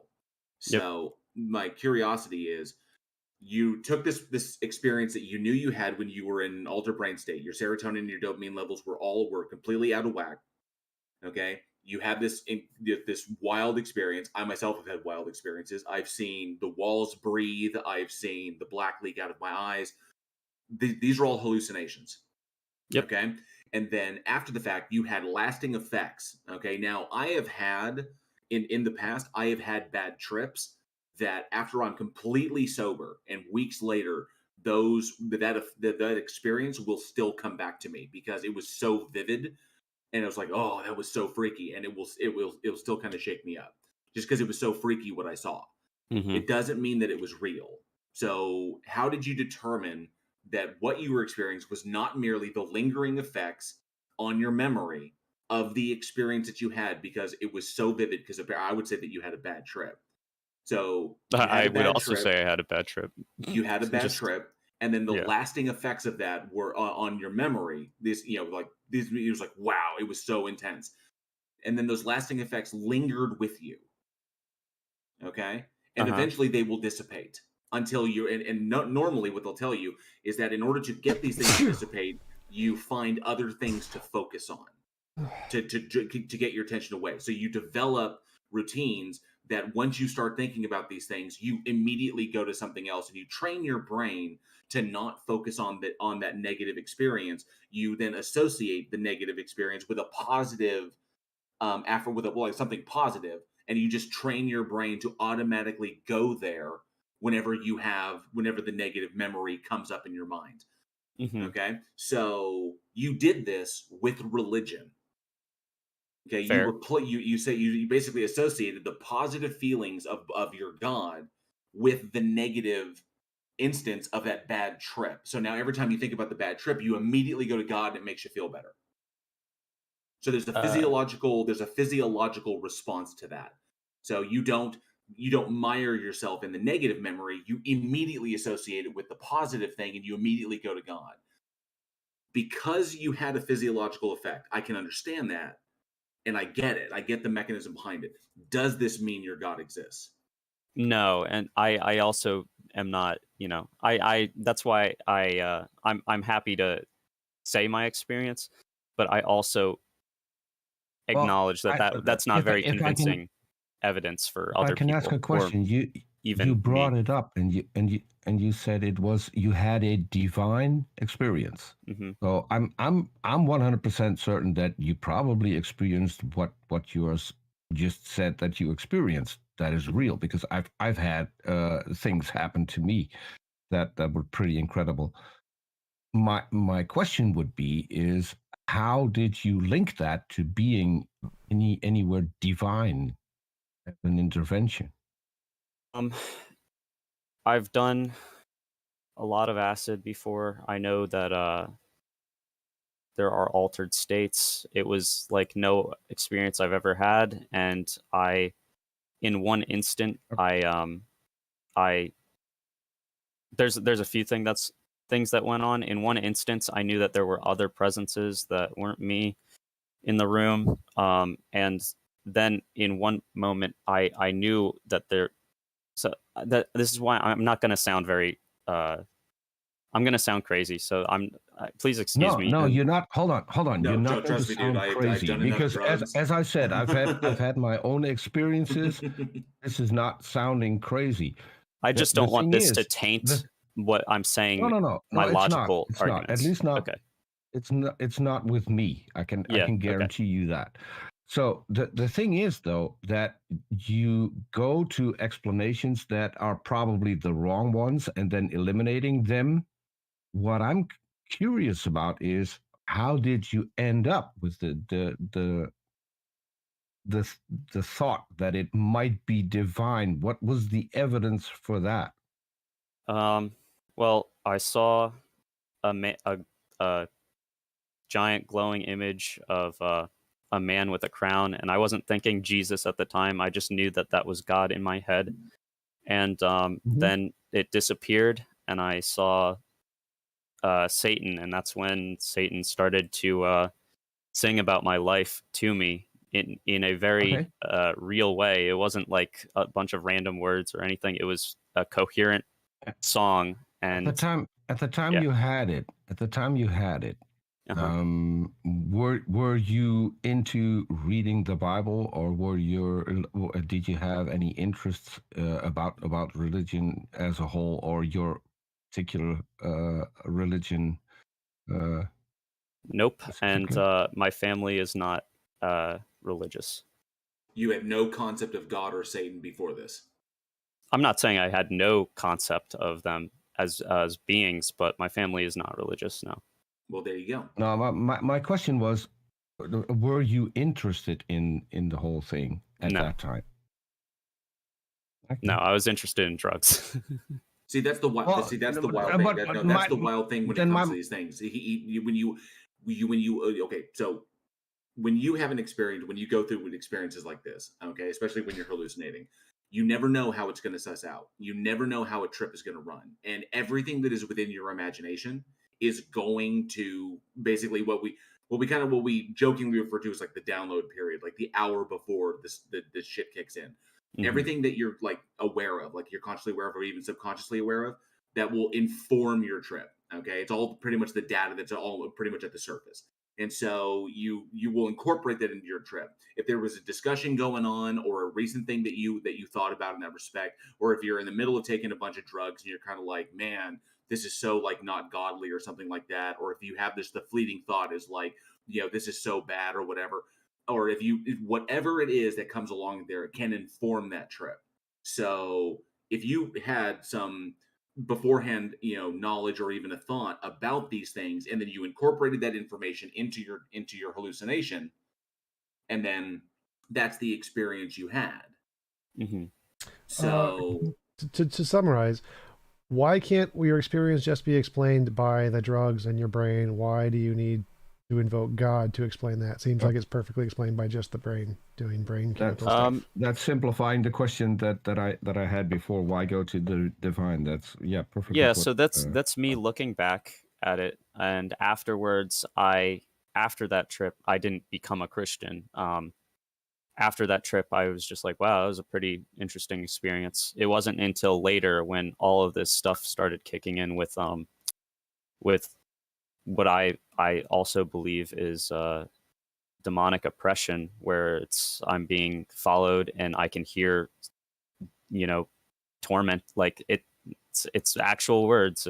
It's a being tormenting me day and night, and it's not me. And I'm also not saying that's the evidence. That's why I want to not put too much emphasis. This is my personal story. It backs up what I believe through, I guess, scientific reasons. But I believe there's a lot of other stuff that's a lot more important than the subjective. But I do think the subjective does play a huge role in how we interpret the evidence that we get. Is that fair? Which is why we want to have it independently verified, and that makes it good evidence. Exactly. And So one of my what I don't want to do here, is because this could also be something that at the moment at least is keeping you sane. So I don't want to take anything away from that and telling you that it's not true. So maybe we should you can move say on it's not to, true. It's fine. I'm not going to be okay, but struck. yeah. Well, you don't know what happens to people. So if you're convinced that you see demons, and the moment that protection falls away, I don't know what you're going to do. So that's why I don't want to attack this. Okay, I'm just saying you're fine. can- I'm recovered if that works. Okay. I don't feel attacked. I don't. But anyway, okay. one of the bullet points that I also I don't know if we fully went into this, but what kind of we did kind of. You said predictions or TJump, I think you said. Yeah. Predictions so and some that other can things. differentiate imagination from reality, and the thing that does that most effectively is novel testable predictions. So if you can use your hypothesis, say, if my hypothesis is true, here's something we would expect to see in the future, then you do an experiment, you see it, that's evidence. Okay. All right, that's fair. I also had I think you defined it at the start of this whole thing. If you'd like to define it as well, not for me, but for whoever's listening, your definition for God is a mind, non-physical mind who created the universe. Okay, and has power over it, right? Either way, it doesn't make a difference. Okay. Yeah, and I'll just add to that what I read from Google, which is what a lot of people will probably go with as well, which fits with what TJump is saying here, is a superhuman being or spirit worshipped as having power over nature or human fortunes, such as a deity. That's part of it as well. I have a completely different approach. I don't have a definition for God. When I'm talking to someone who is a believer, the one thing that I need to address is their definition of God.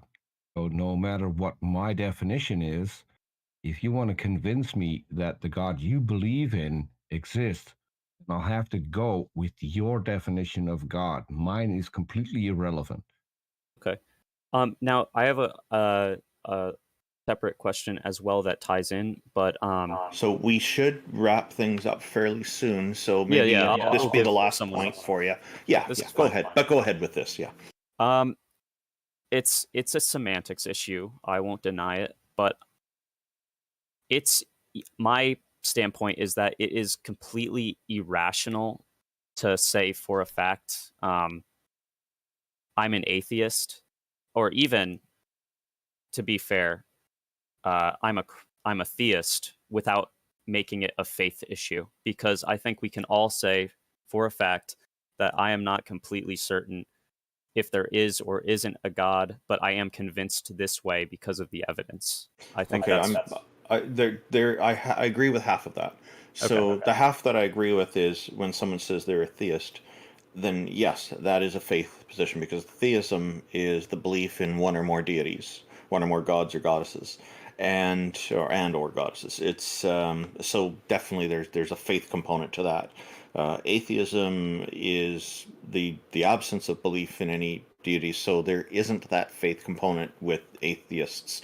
Some atheists may have some beliefs, that including a belief that there are no deities. In that case, you could argue that would be a faith component. But I think what you'll find is most atheists who do that will often have arguments to back that position up. Just like theists will have some kind of argument to back up their positions. So I'm the type of atheist that just simply doesn't believe, and so it is not a faith position for me. All right. I'm a little bit different. I'm an epistivist, and that is someone who rejects faith entirely as the most dishonest position to hold, and the worst thing to use to get to a truth. Okay. want to thank you guys. I'm gonna still listen to you guys. You can finish. I'm just gonna exit to give Aura, other people a just time. please hang on for a second. It sounds like TJump wants to Yeah, respond to you. it sounded like your argument was essentially if you don't have 100% certainty, then that little percent you're missing is called faith. And I don't think that's the case. I think faith is when you have a belief disproportionate to the evidence. If you have a lot of evidence, it's not faith. So even though I believe the world is round, and I think that's knowledge, I'm not 100% certain, but I don't have faith the world is round. I have lots of evidence. So I have lots of evidence that God is imaginary, and so it's not faith that God is imaginary. But if you don't have a whole lot of evidence that God is real, then it's faith that you believe in God. Okay. Thank I'm you. gonna exit quietly. Oh, if that's thank you, okay. Aura, for joining us. Really appreciate having this conversation with you. It was very nice, and it was interesting delving into the other stuff a little bit. The what is it? The LSD. The LSD part. Yes. Thank you guys. Cube, welcome. Hello. Thank you for joining us. What would you like to present to us with regard to whether a god or goddess exists and convincing us of this? Thank you for joining us. Yeah, I just had a question on the topic. Okay, go ahead. Okay, so why should I convince you that God exists? Because it's true. Because that's the topic of the room. Because you think it's true. Who said I think it's true? You are really I loud. didn't say that. Like it's really your mic is like screeching. Could you turn your volume down? Okay, so I mean, you should convince us if you think it's true. If you think it's true. I don't. Oh, Mike. So, all right, Cube. There are sounds like you've got some audio issues, but this is the topic of the show. Is the reason why. So people are joining this us to try to convince us, and that's it. It's a voluntary thing. If you don't want to try to convince us, then we should move on to the next guest.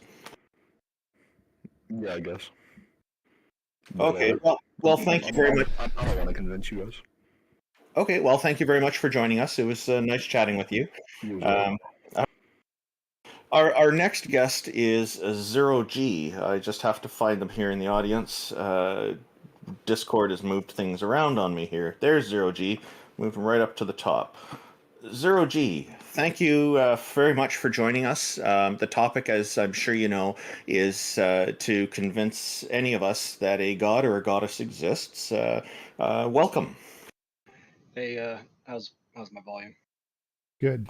Sounds good. Let me change my settings because Discord's playing through my speakers. If you could turn your volume up about 10%, that would be great, but I think it's fine.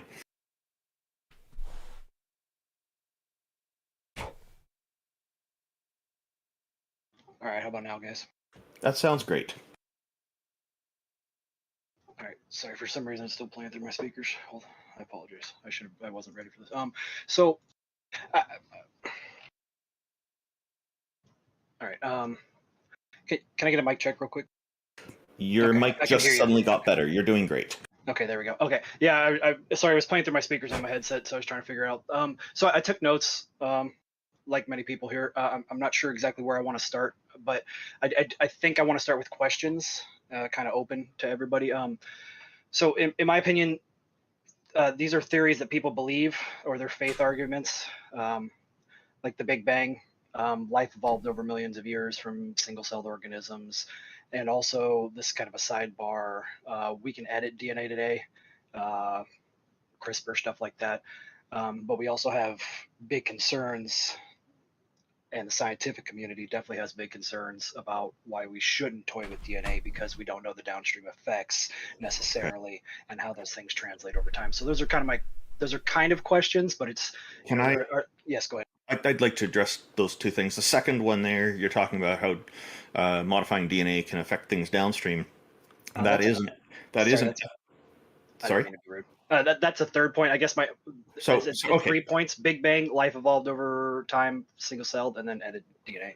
Okay, so the third one then. Sorry, thank you for correcting me. That is in the realm of ethics, and I'm not really sure how that fits into the topic here. The first one you were saying, maybe just quickly review the first point again. Yeah, basically, I kind of want to start with these questions. So they're theories that people believe in, or they're faith arguments, in my opinion. The Big Bang, The Big life Bang. of I all. just wanted to clarify. Zero. I'm sorry, I gotta jump in there. Go ahead, Warren. You said there are theories that people believe in that you consider to be faith-based arguments. So, Yes. what is your definition of a scientific theory? And before we go, I just wanted to address the first point quickly. The Big Bang theory has been updated by Hawking and Penrose to conform more with quantum physics. So they talk about there being multiple Big Bangs rather than just one. But go ahead, JL.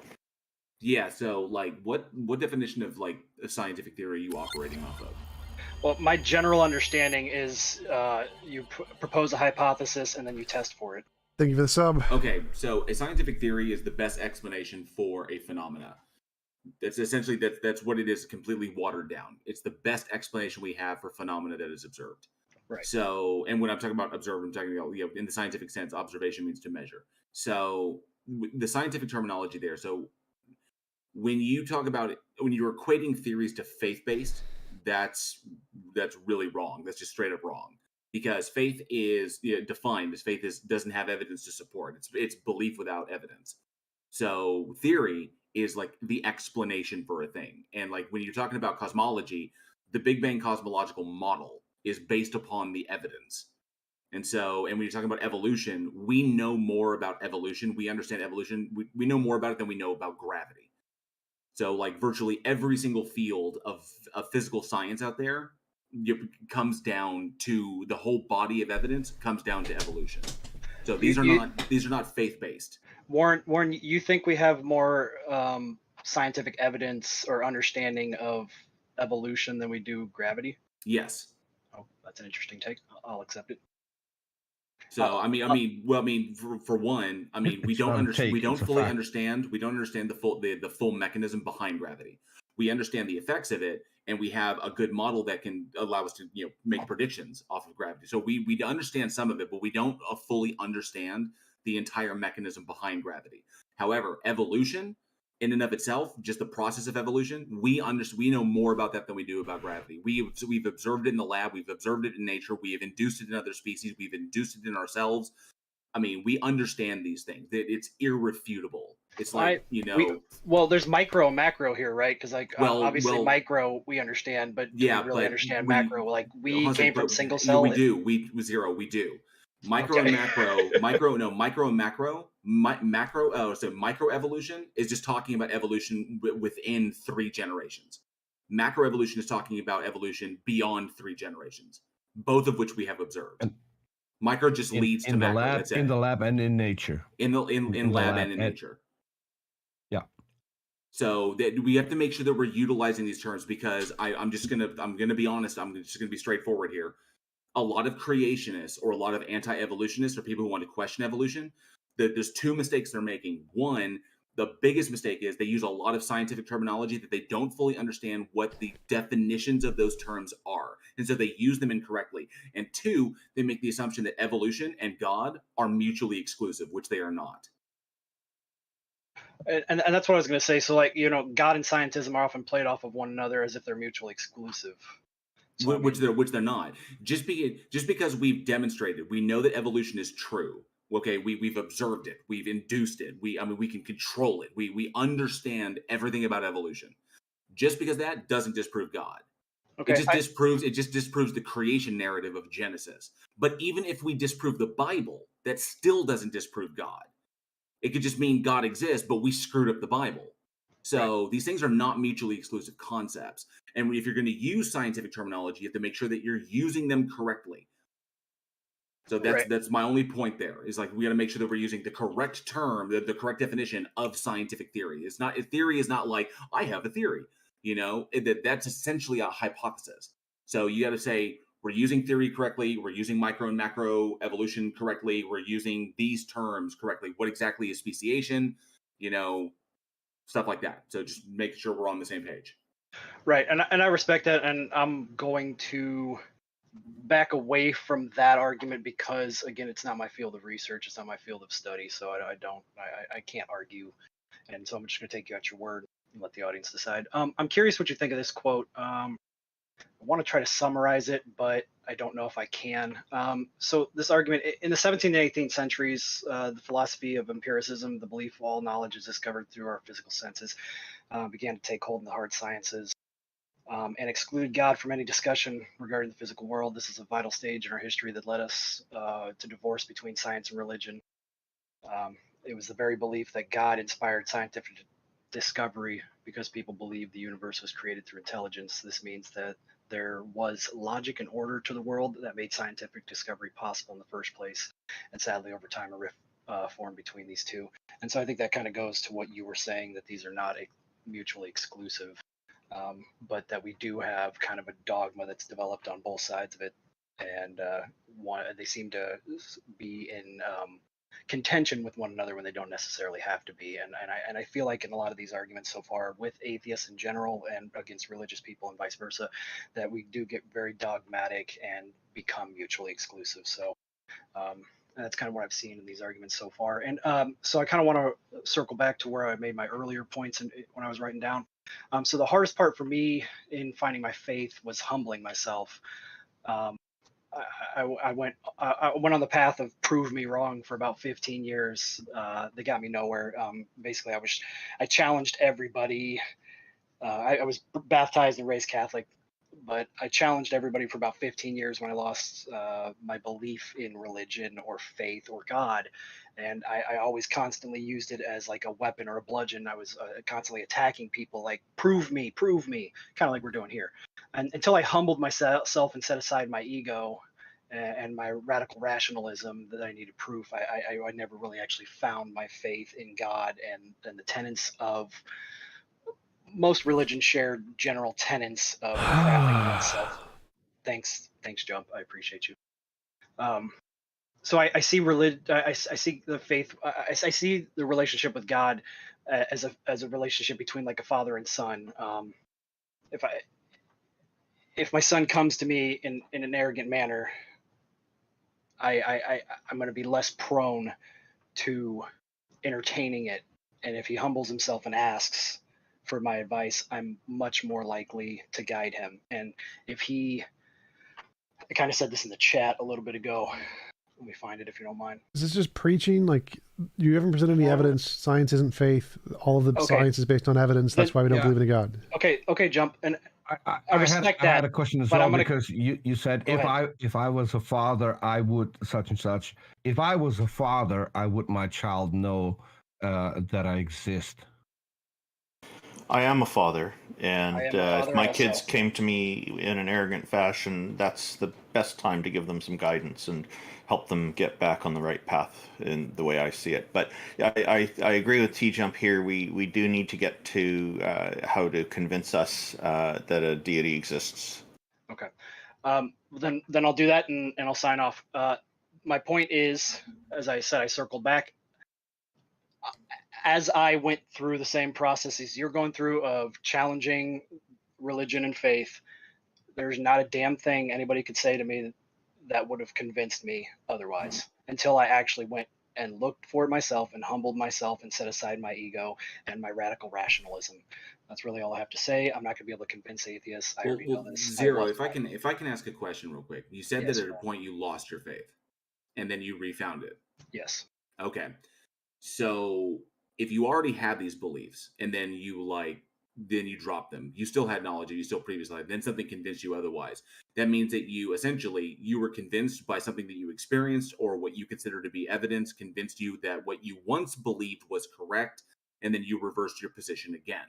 So my question is, how did you determine that wasn't confirmation bias?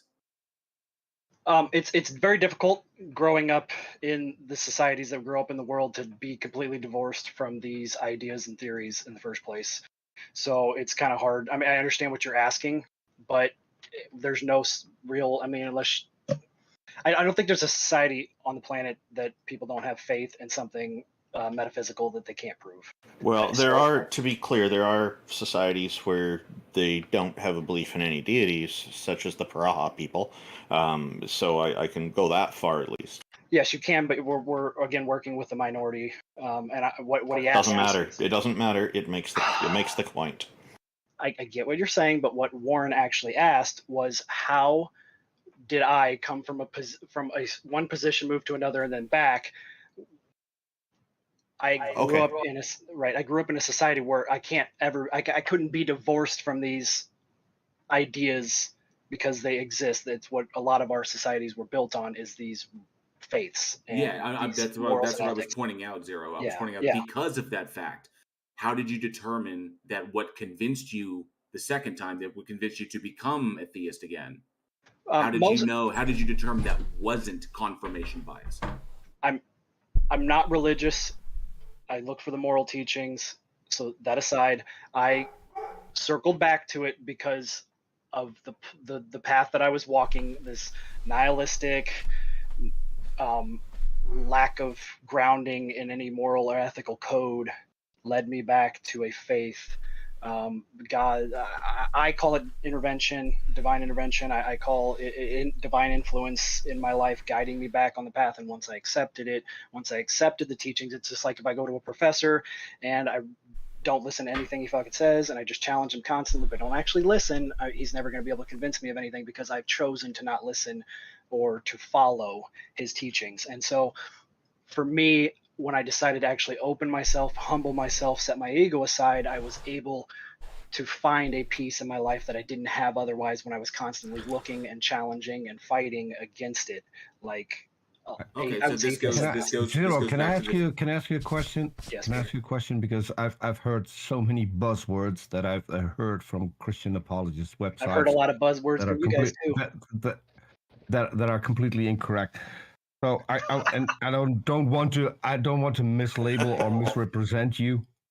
What I would be interested in, when you say I humbled myself, what does that actually mean? What did you do? I tried to do my best to explain how I was not humble before, and I was arrogant and bombastic and arguably blaspheming. That doesn't clarify the thing at all. Okay. If I ask you what did you do to humble yourself, he stopped at Peter. Explaining that you weren't humble before.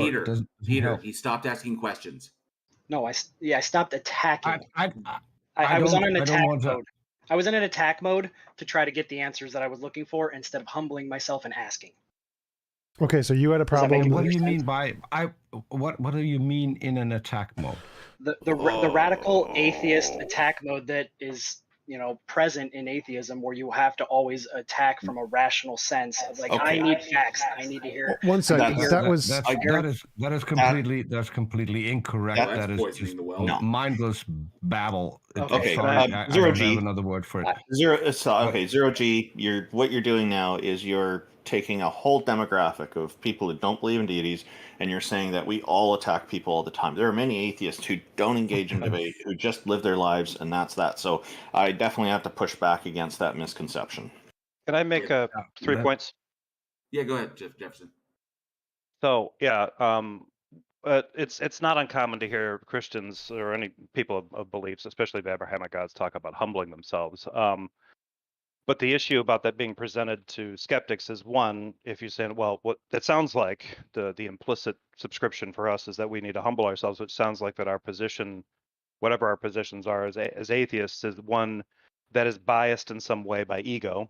Two, the other problem that I have with what you went on to say was that, well, if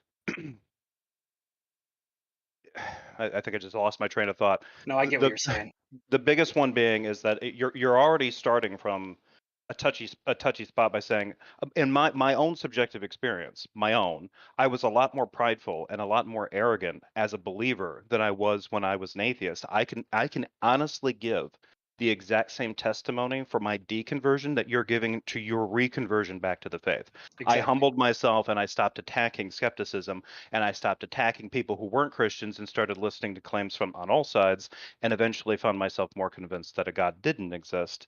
And then on top of that, this idea of kind of radical rationality, if you're going to you need to be careful about that, because there's an entire camp of Christians out there that are radical rationalists that are yet barking at skeptics. Guys like Darth Dawkins, J. Robin, these types of people that believe that you can rationalize your way to a belief in God. So I just wanted to put that out there, and I'll be I appreciate that, and I didn't mean for it to seem like an attack. Like I'm not attacking your ego or. I don't think that you're attacking. Actually, I wanted to clarify that as well. I just think that the language that you're using in those points is inaccurate when you're trying to address. If anything, the language I think could be misunderstood as an attack against another position or another side, not against me personally. I don't take that personally. I'm just saying that language is loaded with enough ambiguities that it really doesn't get your point across as well as you think it might. No, that's why I asked you to clarify what you meant by humbling yourself. Because I'm still not understanding what that means.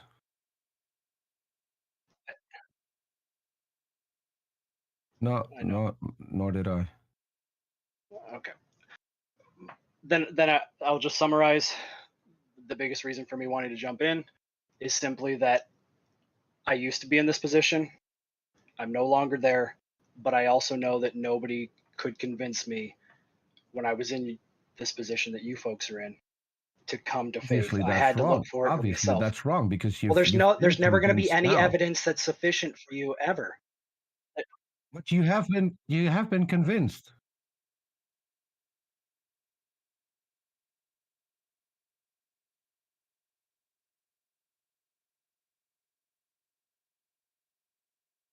Mm-hmm.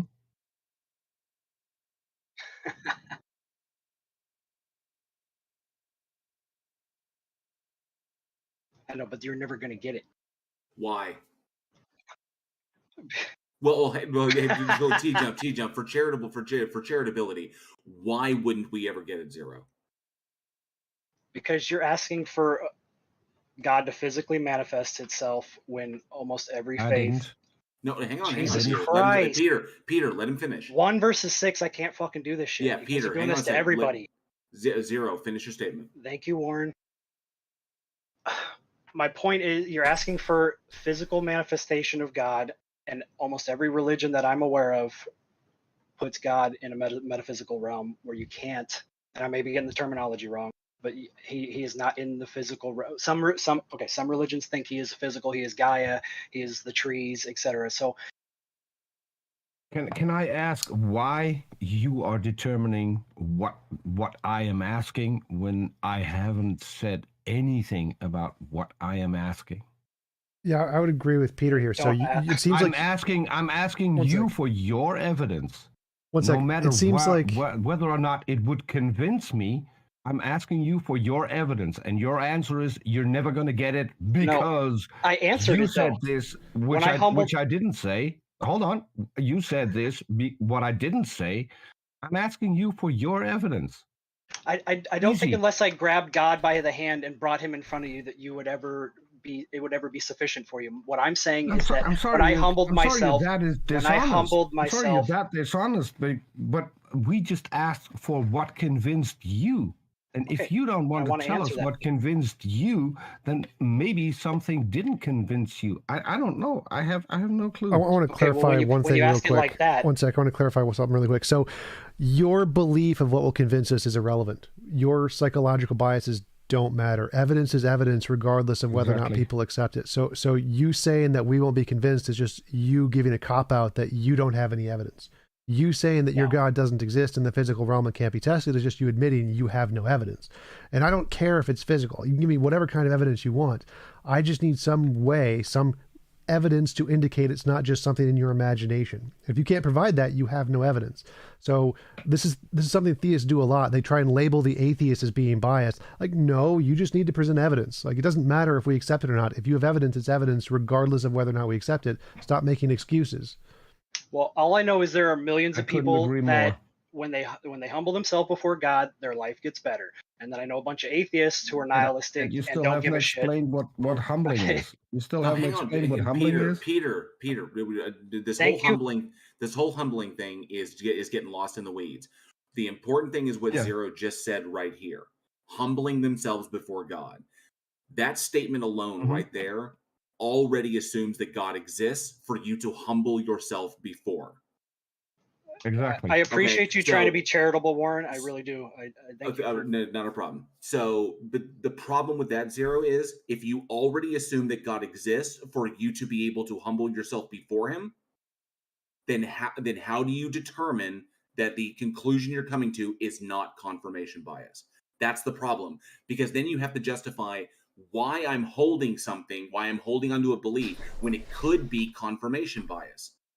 And then you have to ask, why would a God, in its infinite wisdom and power, require human beings to justify a belief for a bad reason? Confirmation bias is bad because it doesn't get us to the truth. Why would the God, in its infinite knowledge and wisdom, recognizing how bad confirmation bias is, because it can lead you to false conclusions, why would it require confirmation bias in order to believe in it? That doesn't make any sense. Okay, I want to build on that, if you don't mind, Warren, with Go you for it. specifically. So if a God exists and he presented himself and he guided you directly, is that necessarily a better version of the world? I mean, do you want to live in a world where the God is all knowing, all controlling, all present in your life, and the only possibility is good? Why do you keep asking what we want? We don't care about emotional biases. Jump, I don't want to talk to you. That's because you're an idiot. So No, stop I don't talking wanna about talk to you. emotional biases. I don't care what people want. Give me evidence. I know you're autistic, and I don't want to talk to you. Zero. We can get this guy I off the would stage. This only- is bullshit. I would only You're a be self-admitted interested- autist. Come on. Get out Yes, of Oh, I am okay, autistic. zero. That's not a problem. let's Kick him not out. include some Yeah, ableism that's here. Come on, buddy. we can't Let's chill. go. Well, then I think stop by attacking me. now, I think by now, Zero, we're done talking to you. I've just Yeah, moved Zero that's G fine. out of the audience because of that ridiculous slur. Yeah. That's unacceptable here. A So little too we're, heated. we're going to move on to our next guest here.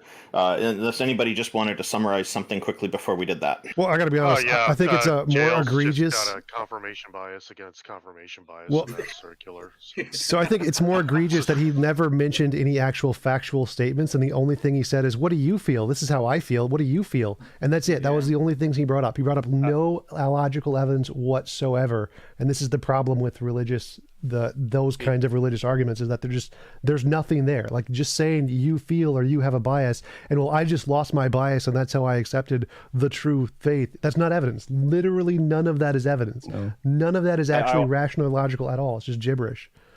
I kind of wanted to point out that his, in asking JL like what he wants or what we want, let's say that we were charitable with him and we followed that particular line of questioning.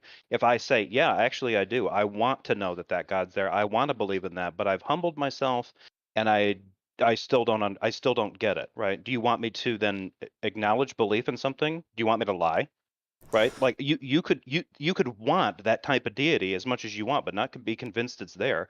No amount of humbling is going to get you there, and then you have to turn to the believer and say, okay, what's my next step? Because let's say that I'm convinced that your deity is real and that I need to be convinced that he's real and confess that with my mouth in order to be saved, or I'm going to the pokey hot torture place. Well, they've got nothing. If I'm not convinced, they have nothing. They just come back and say, you're not humbling yourself enough, or fake it till you make it, or some other nonsense like that. Here's the thing. He said, at some point, I started humbling myself, and I decided to not be arrogant anymore.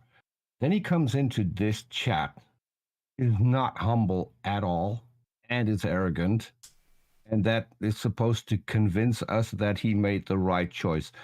That is going to put us off even more than we are already. Peter, are you saying? If you want to convince us, let's have a decent and cordial conversation without having your ego getting in the way and thinking that you are better now you found a God, because you're not. You're the same person. I got to stop you there. Like it did sound like it started off cordial. I think he was making the effort. It did. I'm okay if people have the attitude that they are better than us, as long as they're able to convince us. That's the important thing. Whether they're arrogant is irrelevant in this topic, I think. But when he went to resorting to using the word autist as a pejorative, as a derogatory thing, that was it. He's out. This kind of stuff is not acceptable. Maybe it's just me. I don't want to be arrogant when I have these conversations with believers, and I would really like to, because we had a guest just before this we could have a cordial conversation with, even when we disagreed, and I just DM'd him because I want to continue that conversation. We had quite a This few type guests of like this. attitude. Damn, I really Yeah, wanted to know that why his God requires the absolute worst in human reasoning in order to believe that it exists. That's Exactly. That's, And- I and- want to and- know. and- Go next speaker. Next speaker. Yeah, and Yeah, we're going to go to our next. Sorry, go with Jefferson. Last word, and then we're going to go to our next presenter. Yeah, I just got to get going. But it's been nice being here. Thanks for having me on, guys, and have fun. Thank you, Thanks, Jefferson. Jeff. Take care, Jefferson. And Take hello care, to everybody. Jack, and hello to Jack Burton and IX, by the way. You guys joined in Catch you later, Jeff. along the way. Yeah. I'm going to bring in our next in the queue, who is RNG Base. Hello, RNG Base. Welcome. And the topic, of course, as I'm sure you know, is to try to convince us that a god or a goddess exists. What say you, sir? I say it's fine. Hey, how are you guys doing? Pretty good. All right, I have a couple points to make, I think, before we start. Okay, make them quick. Yeah, the points where you said a god or a goddess exist. I do not believe God has a gender, first of all. It's not something And we'll use human. the word deity. That's fine. God is fine also, but it doesn't refer to a male god or a female god. Okay, that's fine. Next. Yeah. Second point, I think Peter G. Tucker made while he was speaking like to the second guy, I believe, he said, you believe in a god where if you go to the Arabic world or the Middle Eastern world, like these guys would not believe in the same god as you do, right? Did you make that claim, Peter? Or?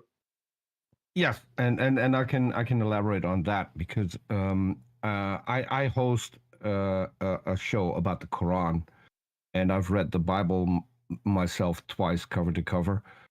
So those two books are not the same. They make contradicting claims. So to me, and that is completely personal. If the God of the Quran is real, then he's not the God of the Bible. If the God of the Bible is real, then he's not the God of the Quran. So that is what I meant when I said two different gods. I do know that all three main religions basically worship the same God. Okay. But to me, Can I ask? there's a big distinction. It's a simple question. What do the Bibles say about the Father, as in the Arabic text? Since you study and have this show and stuff in the Quran, what does the actual Christians that live there are, the Arabs are either Arabs is not a religion. Arabs is an ethnic race where they can be Muslim, they can be atheists, they can be Christians. What do Arab Christians? I know. Yeah, what do Arab Christians call the Father in that case? Until this They day. call him Allah because that's the word in Arabic for God. Have you heard of Tafsir Rasag? This is Saida Gawan. He's a Jewish scholar from the 8th century. He wrote the word Allah instead of Yahweh also, and his actual tafsir. So, but just to clarify, I think when Peter said, let's not get stuck on the language because I think you misunderstood part of what I meant when I said that. I'll get to this. I'll get to it. When I was referring to the Arab countries, those are predominantly Muslim countries, and that is the point that I was bringing forth. There's nothing to say about Christians living there because I know there are Christians living there. One of them is my best friend. Okay, wait. When you mean came Muslim from Syria, countries, so what Muslim countries do you mean? Wait, the point he made was that there are different religions. That the God they believe in is not identical. Yes. They have different properties. That's the only point he made. He didn't mean literally Allah. He meant like in Christianity, there's a Trinity. There's God, Jesus, the Holy Spirit. In Islam, there is not the Trinity. Jesus isn't even a God. He's just a prophet. So they're different religions. That was the only point he made. Is there some substantive claim here coming up? Yes, sure. I don't think we should linger on this. This is completely unimportant. Yeah, I'm not. But I think that was a false accusation by saying they don't worship the same God. It was a generalization that there are differences in the religion. I just elaborated on that. TJump did the same thing by saying the Christians believe in a Trinity. I'll move on. So it is a different God. I will say I'll say this. I do think that it's fair to regard Allah and the Christian God Yahweh as two separate entities. Why would you say that? Oh, don't no. Now let's go to a different point, please. Oh. Yeah, okay, we'll move on because they're from different religions, the way I see it. But okay. But why would you? Okay. TJump made the claim also, or said, have said, according to predictions. Do you consider what? Actually, let me rephrase. What do you guys say about prophecies? Yeah, prophecies would be great evidence if they were real. Oh, alhamdulillah. Okay. Yeah, I agree with you. And I want to add on to that. The prophecy has to be precise. Yes, I agree. Not 100%. something we find in the Bible or the Quran, because they could be fulfilled in many different ways because they're not specific enough. Okay, so let me start with an example from the Bible, yeah, sure. And then we can move up to the Quran. RNG. You can pretty much assume that everybody on here is really familiar with prophecies in the Bible and all that. You don't have to give an example of one, but here, let me just pose something to you real fast. Yeah. If I make a prophecy, okay, if I make a prophecy now, and then the amount of time that takes place in between, for example, if I prophesize that something is going to happen tomorrow, and then it happens, and I made that prophecy based upon my knowledge or whatever, it doesn't matter, and then it happens, is that prophetic? Or if I make a prophecy and it takes place 100 years later, is that prophetic? And then if I make a prophecy and then the group of people that believe that prophecy work towards making it happen, and then it happens, is that prophecy? Yes, let me see. Let me tell you, a prophecy I would consider something to be more of an uncommon thing, like such as, let's say, maybe in like 5 years time, I don't know, the moon would no longer exist. Yeah, something unusual. Yeah. Yes. So, did you want to give us an example from the Bible and the Quran? Go ahead. Yeah, and I also want to say it doesn't have to be unusual. The prophecy has to be specific and has to be I agree. worded 100%. in a way that it can only point to one particular case. Can we let him make the argument? Like, stop preempting his argument. Let him make the argument first. Go ahead. Give us the prophecy. Okay. Alhamdulillah. So, let me open up, give you the chat or the room, the chapter number, so you can. You can open up with me and just read with me, yeah? Sure. What about chapter 30, verse 3? Yeah. Of what book? Can you read it for me, TJump? What book? Quran, Surah 30 in chapter 4. Verse 4, sorry. Quran 34? 34, yeah. All right, what's the prophecy there? Yeah. Why don't you just read it out? We'll take you. Within 3 to 9 years, to Allah belongs the commands before and after. That doesn't make any sense. And that day, the believers will rejoice. 3, 4. Yeah, 3 and 4. In a nearby land, yet following their defeat, they will triumph. You can. Okay, I'll read it for you. هذا بالله الرجيم ألف لام ميم غلبت الروم في أدنى الأرض وهم من بعد غلبتهم سيغلبون في بضع سنين لله الأمر من قبل ومن بعد ويومئذ يفرح المؤمنون. So the verse says the Romans have been defeated. It starts with this at verse 2. Verse 3 says in a nearby land, yet following their defeat, they will triumph. Yeah, within 3 to 9 years. Is this a prophecy precise enough for you, Peter the Second? No. And I can tell you why. Because if your God existed, he would know exactly in which country, and he would know exactly at what time. Yeah.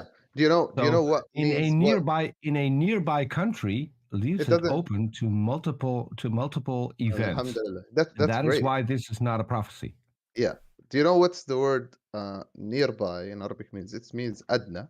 The word adna can translate to a nearby land or the lowest of land. Lowest of land. What is the lowest of land, as you know of? It's where I come from. the Well, Netherlands. you realize, RNG, that doesn't work because you just said that there's two possibilities there, which means it's open to interpretation, which means it opens the field. It opens the field of interpretation even wider. So bigger problem. Bigger problem here. So let him go with this because I live in the Netherlands, which literally in my country translate to the lowest land, and our land is below sea level. I'm talking about I'm talking sea level. How many meters are you below sea levels now? We're wait. So are you gonna? The point here is that nowhere does it say in the Quran the lowest point is sea level. That's not a thing. TJump, let him go. Let him go for a minute. Can I? Yeah. Okay. So what happened in my country?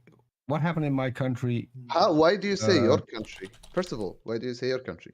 Is your country the lowest? Because we're the lowest country on the planet. No, you're not. Jericho is. Well, what? Jericho is. Jericho, the town Jericho near the Dead Sea, Israel, Jerusalem, Palestine right now. Do you know of? 430 meters below sea level. Okay. Yeah, just open up Wikipedia and look it up. I get to finally say this word, Djibouti. That's the lowest country on Earth. What's the sea level there? Well, again, the country of Djibouti is negative 153 meters. 153. I'm telling you, Dead Sea is 424 meters. So again, none of this matters. Hold on. I need to clarify a little bit because Jerusalem nor the Dead Sea is a country. What Jericho is? Isn't it? Nor is Jericho. I don't care. Jericho is not a country. Care. Like, none of this is evidence. It does not say the lowest sea level country. It says a word which you can interpret in the lowest sea level way. It doesn't actually say the lowest sea level point. They didn't even know what the lowest sea level was. They didn't know what sea level was. They couldn't measure it. Doesn't say that anywhere in the Quran. That's not a prediction. Also, it said from 3 to 9 years. That's a 6-year period where wars were completely ubiquitous. They happened every single year. So the fact that they were going to win one is not a prediction at all. It's extremely common. And a 6-year time period is not precise. Nothing about that is a precise prediction. Nothing. Okay, TJump. Do you know how the war went? The Roman and the Byzantine Empire. Do you know how the war went? First of all, there are many of them. What does that have to do? This is not a prediction. I'm just asking you a simple question. Which is not a prediction. Make an argument. Stop asking questions. Make an argument. I am. Okay, what's your argument? What was the size of the army of the Byzantine Empire? I don't know, and I don't care. What's the argument? Why? What is the argument? Stop asking questions. Make an argument. Why are you talking to me? Why are you asking questions? Make an argument. I am making an argument. Okay, what's your argument? Stop asking questions. Make the argument. Okay, my argument is this is a clear prophecy from the Quran. Shows you that the Romans will triumph again after their loss, their defeat, in the lowest land possible on earth, within 3 to 9 years, That's a 6-year period, so it's not precise. Lowest land can be interpreted in many ways. It doesn't say Romans. All of that's ambiguous. None of that's a prediction. Next. Yeah. Okay. Nothing about it is clear. Well, let me give you a good prediction. Let me give you one from. One sec. Let me give you a good prediction. A good prediction is from the Bhagavad Gita, where it said the age of the earth is 4.3 billion years old. That's a damn good prediction. It's precise, gives an exact number, and it's pretty much accurate. Is it exact? No, it's very, very close. So it's closer than yours. Okay. Yours says wait. Stop. No. Wait. Let me finish. Make a point. Mute. Okay. Let me finish. So that is like the closest prediction of the age of the earth anyone has ever made. That's extremely precise. Yours is gibberish. 3 to 9 years. That's a 6-year period in a place where wars are ubiquitous. That's not 6-year precise. Period. You flip over 6-year period, but when he makes a prediction about 4.3, well, it's 4.6 by 200 million years. That's again. So percentage-wise, that's extremely accurate. Yours is extremely garbage. So wars, which happen all the time, which is very, very easy to predict, you're going to win or lose a war in a 10-year period. That's easy. Predicting the age of the earth is extremely hard. So being within that age, that level of accuracy is extremely good. That's an extremely good prediction. Saying that like somebody's going to have a war in 3 to 9 years is nothing. That happens all the time. It's like predicting this. Stop interrupting. If it's the Roman Empire, Stop especially if it's the interrupting. Roman Empire, which was a conquesting. Especially if it's the Roman Empire, which was a conquesting republic, which was typically at war at pretty much all the varying areas of its front as it expanded. So not a prediction. To clarify, it's wait, let me finish. Let me finish. You guys both interrupted. Let me finish. Holy shit, let me finish. So, if you make a prediction of something that happens all the time, that is a bad prediction. Like if I predict the sun's going to rise tomorrow, predicting war in the Middle East is like predicting the sun's going to rise tomorrow. Nothing special. If you predict the age of the earth, which is extremely difficult to predict and has a 14 billion year time span, the fact that you get that close is extremely impressive. The Hindus make a good prediction. Yours is garbage. Okay. Since you said mine is garbage, show me authentication for that prediction, right? What? It's only fair, right? So hold on. Wait. No, No, you can't. Did you ask? Hold on. No. That's not fair. That's not fair. Peter, stop. Stop. RNG asked a question. What was the question? RNG asked a question. Stop. Peter, stop. Holy shit. Peter, stop. Let TJump's dealing. Let the TJump handle this. RNG, you asked me a question. You said something about confirmation, something. I said I could go right down now a sentence that predicts something that nobody could have known, and I can attribute it to any book in the world, right? Without authentication. Show me authentication of that specific prophecy you have told about. Well, it's in the original manuscripts of the Hindu documents. Like that's like, you want me to like literally pull them up? Like if you can Google it yourself. Like there's no debate here. Link me. You have said you studied this. You have seen this, right? Show me. Yes, it's just literally a translation of the. I came here prepared. I can show you manuscripts. I'm here to show you manuscripts. I don't mind. In Hinduism, yeah, there's no ambiguity here. Like this is not something that needs to be debated. You can literally just look it up in every single document. Could you find this and post it in chat so can everybody see it? I'm doing it right now. How Hinduism is very good and actually the right religion, since that is the case. Well, and no, it's not the right religion. No, wait, no, sir. RNG, stop. Randolph, which chat? You legit just like hang up. Straight, you straight up into you just flipped the table right there because you pretty much just went after it.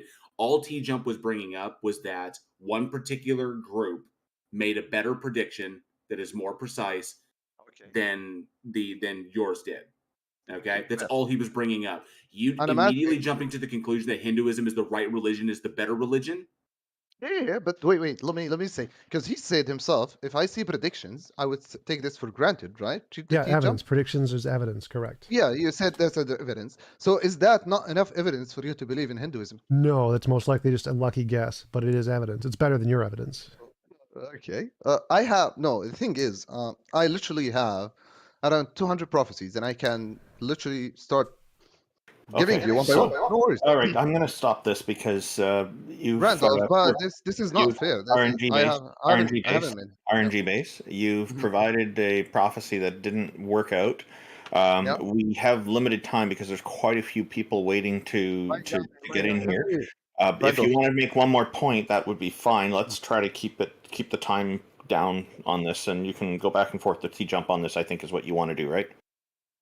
Can I ask a question before I make another point? Sure, make it quick, Yeah, so I'm here talking about pulling scripts instead of telling you subjective feelings of I have seen God in a dream, or I feel that it's a feminine powerless God or some shit. I don't know, man, Yeah, and I'm here pulling up verses, and I'm trying to have a fruitful discussion with you guys. And the misogyny raises its head. Stuff, dude. What is this? Can I make my point? And I have been here for like literally 12 minutes. Everybody has been here for like 30 minutes on the stage at least. Can I make a few points, please? Well, yeah, that's what I'm saying is we want to make sure we're mindful of the time because it sounds like we're getting in depth. You mentioned that you've got over 200 prophecies. We don't have time to go through 200 of them. I'm not gonna get you 200 on stage. RNG, why don't you bring your best instead of bringing 200? What do you personally think, is the best and most accurate prophecy you can find in the Quran? I think they're all pretty accurate. I'll give you one. Okay. Well, we want the one that's the most accurate. Yeah, the best is a good thing. Give us the best one that you can think of. Sahih Hadith, Muslim 2955p. The Hadith says, the earth would consume all of Son Adam except his tailbone. From it was he created, and from it he will be recreated on the day of resurrection. Yeah. Could you say that again slower, please? I didn't get the first part. Can you say that again? Okay. It is Sahih Hadith. Might be a language problem with me. Yeah, Sahih Hadith means an authentic Hadith from the book Muslim, called Muslim. It is number 2955. Just read the quote. We don't need to pay. We need to read the quote. But he's asking me about this part. I'm also objecting because now you're reading from a Hadith. There are thousands of Hadiths, and those are pretty much irrelevant because those are explanations of people who have read the Quran and are elaborating on it. I'd still like to hear the prophecy because the Quran is the book that is inspired by your God. I'd be more interested in Peter, that doesn't what matter. He had to say instead of what people who interpreted the book their way had to say. Peter, if it makes prophecies, it works. It doesn't matter which book it is. I don't care. Peter, I don't care. I'm just saying the Hadith. Peter, I don't care. It doesn't matter. If he makes successful on predictions, it doesn't matter which book it's in. Tell me what the prediction is. I'm sorry. It does matter because it doesn't matter. Has no bearing on it. Doesn't Islam. matter. It doesn't matter, Peter. If he has predictions, those are good evidence. What is the prediction? Please read it again. I disagree with that. I will read that. I would disagree with Peter's definition, but yeah, I will read the Hadith. The Hadith says the earth would consume slowly, please. Slowly. Yeah, sure. The earth would consume all of the son of Adam except his tailbone. From it he was created, and from it he will be recreated. Okay, how is that a prediction of anything? Okay, I would say, what is the first development you see in a non-miscarriage embryo? So what is the first symptom? When it says it consumes the blood of Adam, that's ambiguous. So anything that's ambiguous can't be a prophecy or a prediction. Has to be specific. Has to specifically say something. That is ambiguous because it can be interpreted in many, many different ways. So that isn't a successful prediction. Successful prediction is like the Hindu, which gives you an exact number. It says 4.3 billion. That's prediction. What you said is ambiguous storytelling. And also, when it comes to miscarriages, you have miscarriages at every stage of a pregnancy. So there's nothing that they all have in common. Okay. So I said, what if you have a miscarriage, you would like a symptom in the 15 days of the earliest embryo stages, right? I didn't mention having miscarriages I didn't talk about miscarriages. I said, what is the first symptom you would need to have to not have a miscarriage, right? This is what I said. But it doesn't say that anywhere in the quote. So your quote does not predict anything. You're ambiguating it. Okay, guys. I don't know. This is literally, this is literally just okay. I'll move on. Okay. Do you guys have familiarities with the Rosetta Stones? Yep. Okay. Do you know when the pyramid text was translated? I know lots of things. Would you have an argument? Yes. We're kind of shotgun blasting points here, and I don't think it's fair to the other people in the queue that want to get up here. Yeah, I think we've pretty much exhausted this. We've gone through a few prophecies, and I've not been convinced by them. It's obvious TJump hasn't been. Grindstones too. Come on. What? Why was it so hard to listen to me? Like literally, you couldn't let me make one point. Actually, you made a number of points. Yeah, you made a few points, buddy.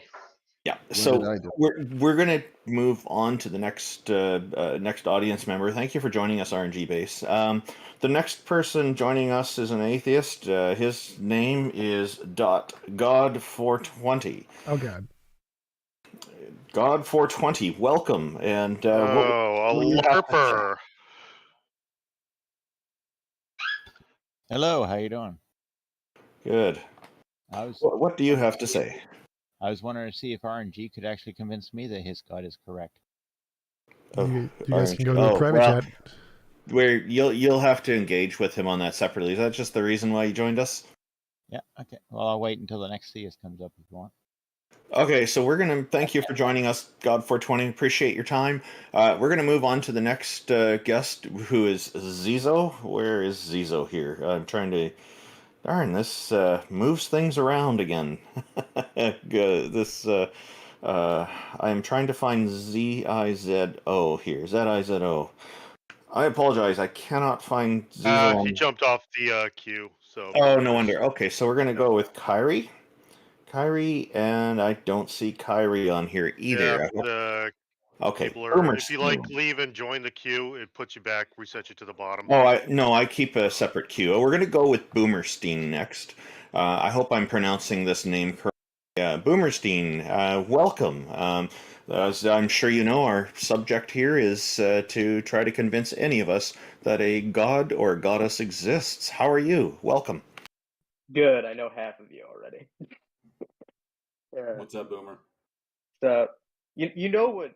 I'm just want to point this out because I feel like you guys didn't catch on with the Muslim guy from before. He was going to point to the Byzantine Sassanids fighting the Arabs, and then he was going to say look how outnumbered they were and how they won and blah blah blah. And then he was just like, yeah, because they bribed all the mercenaries. Okay, sorry, I just had to get that out. Any reason, and this is going to be kind of a weird question for you guys, I think, but why deny deism? I would reject the existence of any god because all human concepts start off as imaginary until demonstrated otherwise. So until positive evidence is given, it's rational to conclude all conceptions of a god are purely just imaginary. So anything you can think of until evidence is provided is probably just a thing in your imagination. That's why you would reject deism. Yeah, that's fair. I just wanted a reason. Because I've asked JL a bunch of times and he's never given me an answer. Sorry to throw you under the bus Randall, like that. Randall, It's can you true. check DM, please? I've answered that question. Because You've never answered it to me. Oh, well, I have answered that question. I don't accept supernatural explanations for things. It's pretty much Okay, along the that's same fair. lines as TJump.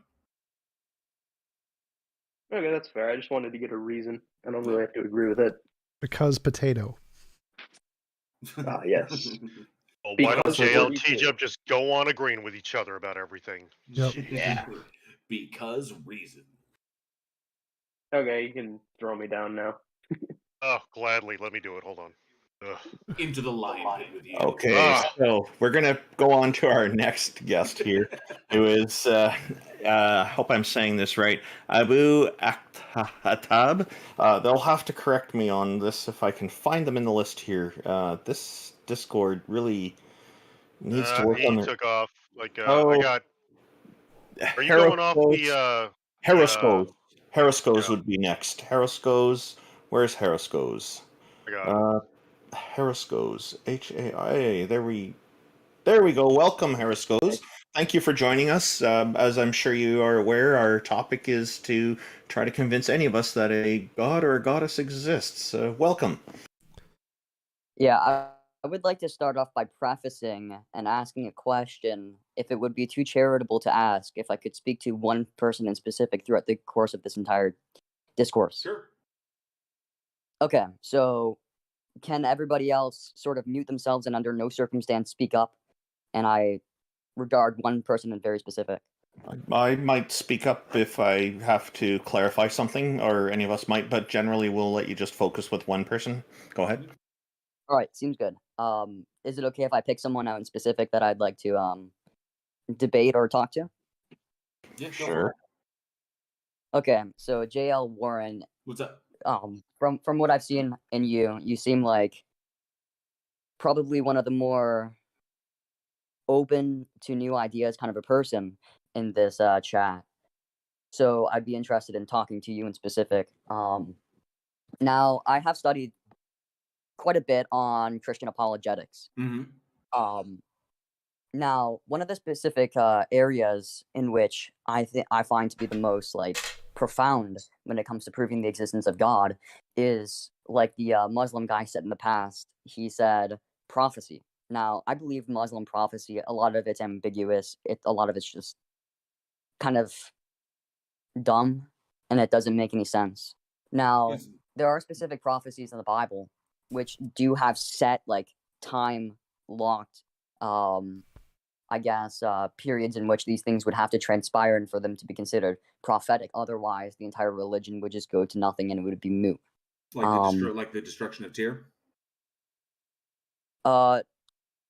Well, that one didn't have a specific like time in which it was supposed to transpire, so I don't know if I'd say that. But it never happened, right? Well, I don't know too specifically on that, but I'd like to Well, redirect that's like the biggest one that always comes to mind when you're talking about biblical prophecy. So the Yeah, biblical prophecy. I'm not talking about that one though. I want to refer to another one. Okay, go ahead. Have you ever heard of the prophecy within the 9th chapter of Daniel called the Daniel 70 weeks prophecy? Oh, what's the chapter and verse? Daniel chapter 9 verse 24 through 27. The 70, it's a very, very the hyper-specific. The 70 weeks are decreed. Yeah, it's a very hyper-specific prophecy that goes really into detail of what's supposed to happen. It talks about the 77s are decreed. The 70 essentially what they assume the total is 70 weeks because they technically it's 77s. Are decreed for your people in your holy city to finish transgression, to put an end to sin, to atone for wickedness, to bring in everlasting righteousness. So what about that? Because it's talking about a certain amount of time in order to basically stop doing what they were doing.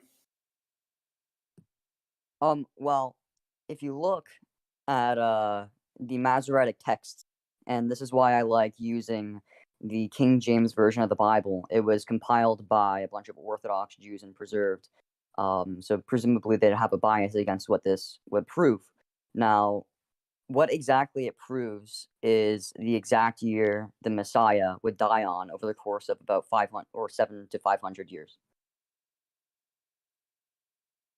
That's a big window.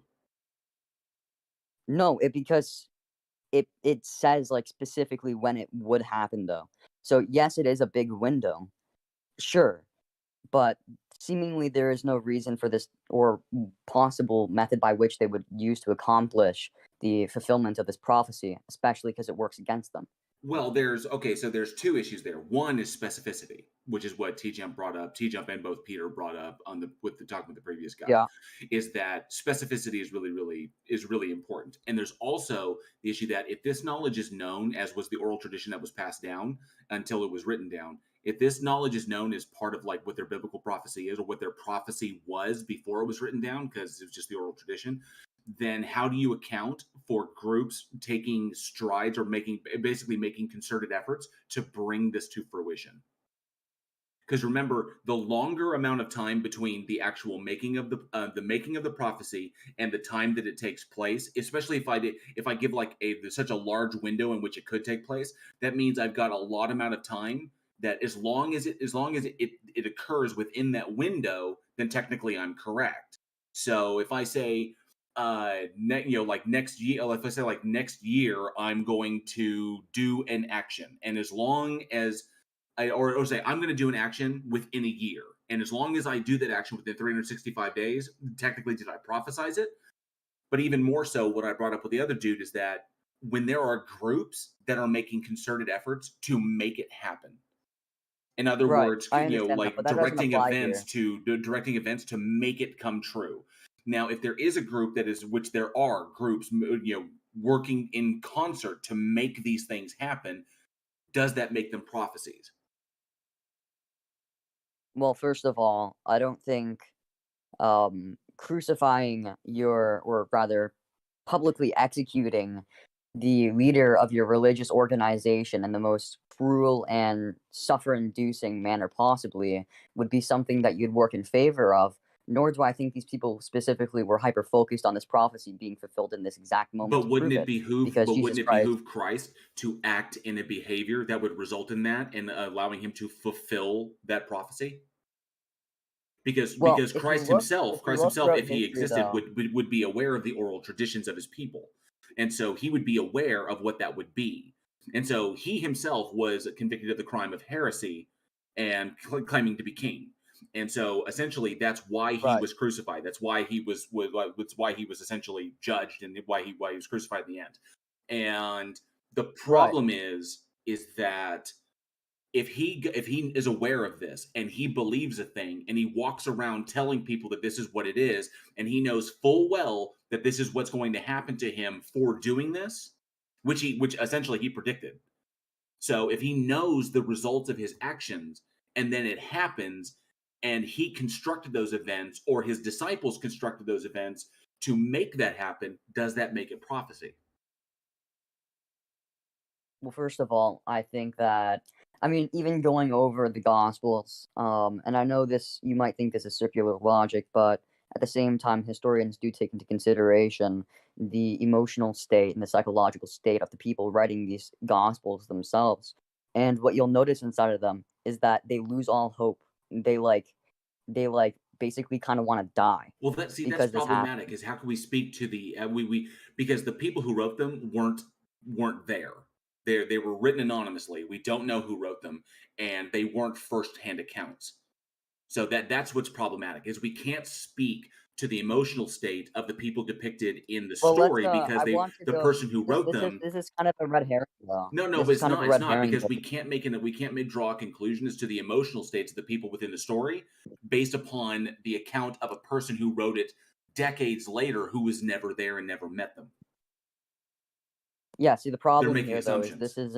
this isn't really addressing the prophecy at hand, though, because the prophecy has a very, very specific time lock of when this thing is supposed to happen. It's not like it's saying, well, over the course of 490 years, this in between this kind of time, it could happen. No, it's saying very specifically on the 69th week, this is supposed to happen. 69th, Right. the 69th week from when? From the that's where your from the problem. commandment. No, it's not my problem. Let me explain to you. It's from the commandment to restore and rebuild Jerusalem. And there's no specific time as to when that occurred. Yes, that there is. actually No, is actually there is. that's actually no, up for debate. You're going, that's presuppositional, actually, because there is. No, that's up for debate as to when that actually it's took not. place. No. There's a very specific command to restore and rebuild Jerusalem that was given by King Artaxerxes in his 20th year on 444 BC. Right. That's specifically when this decree was given.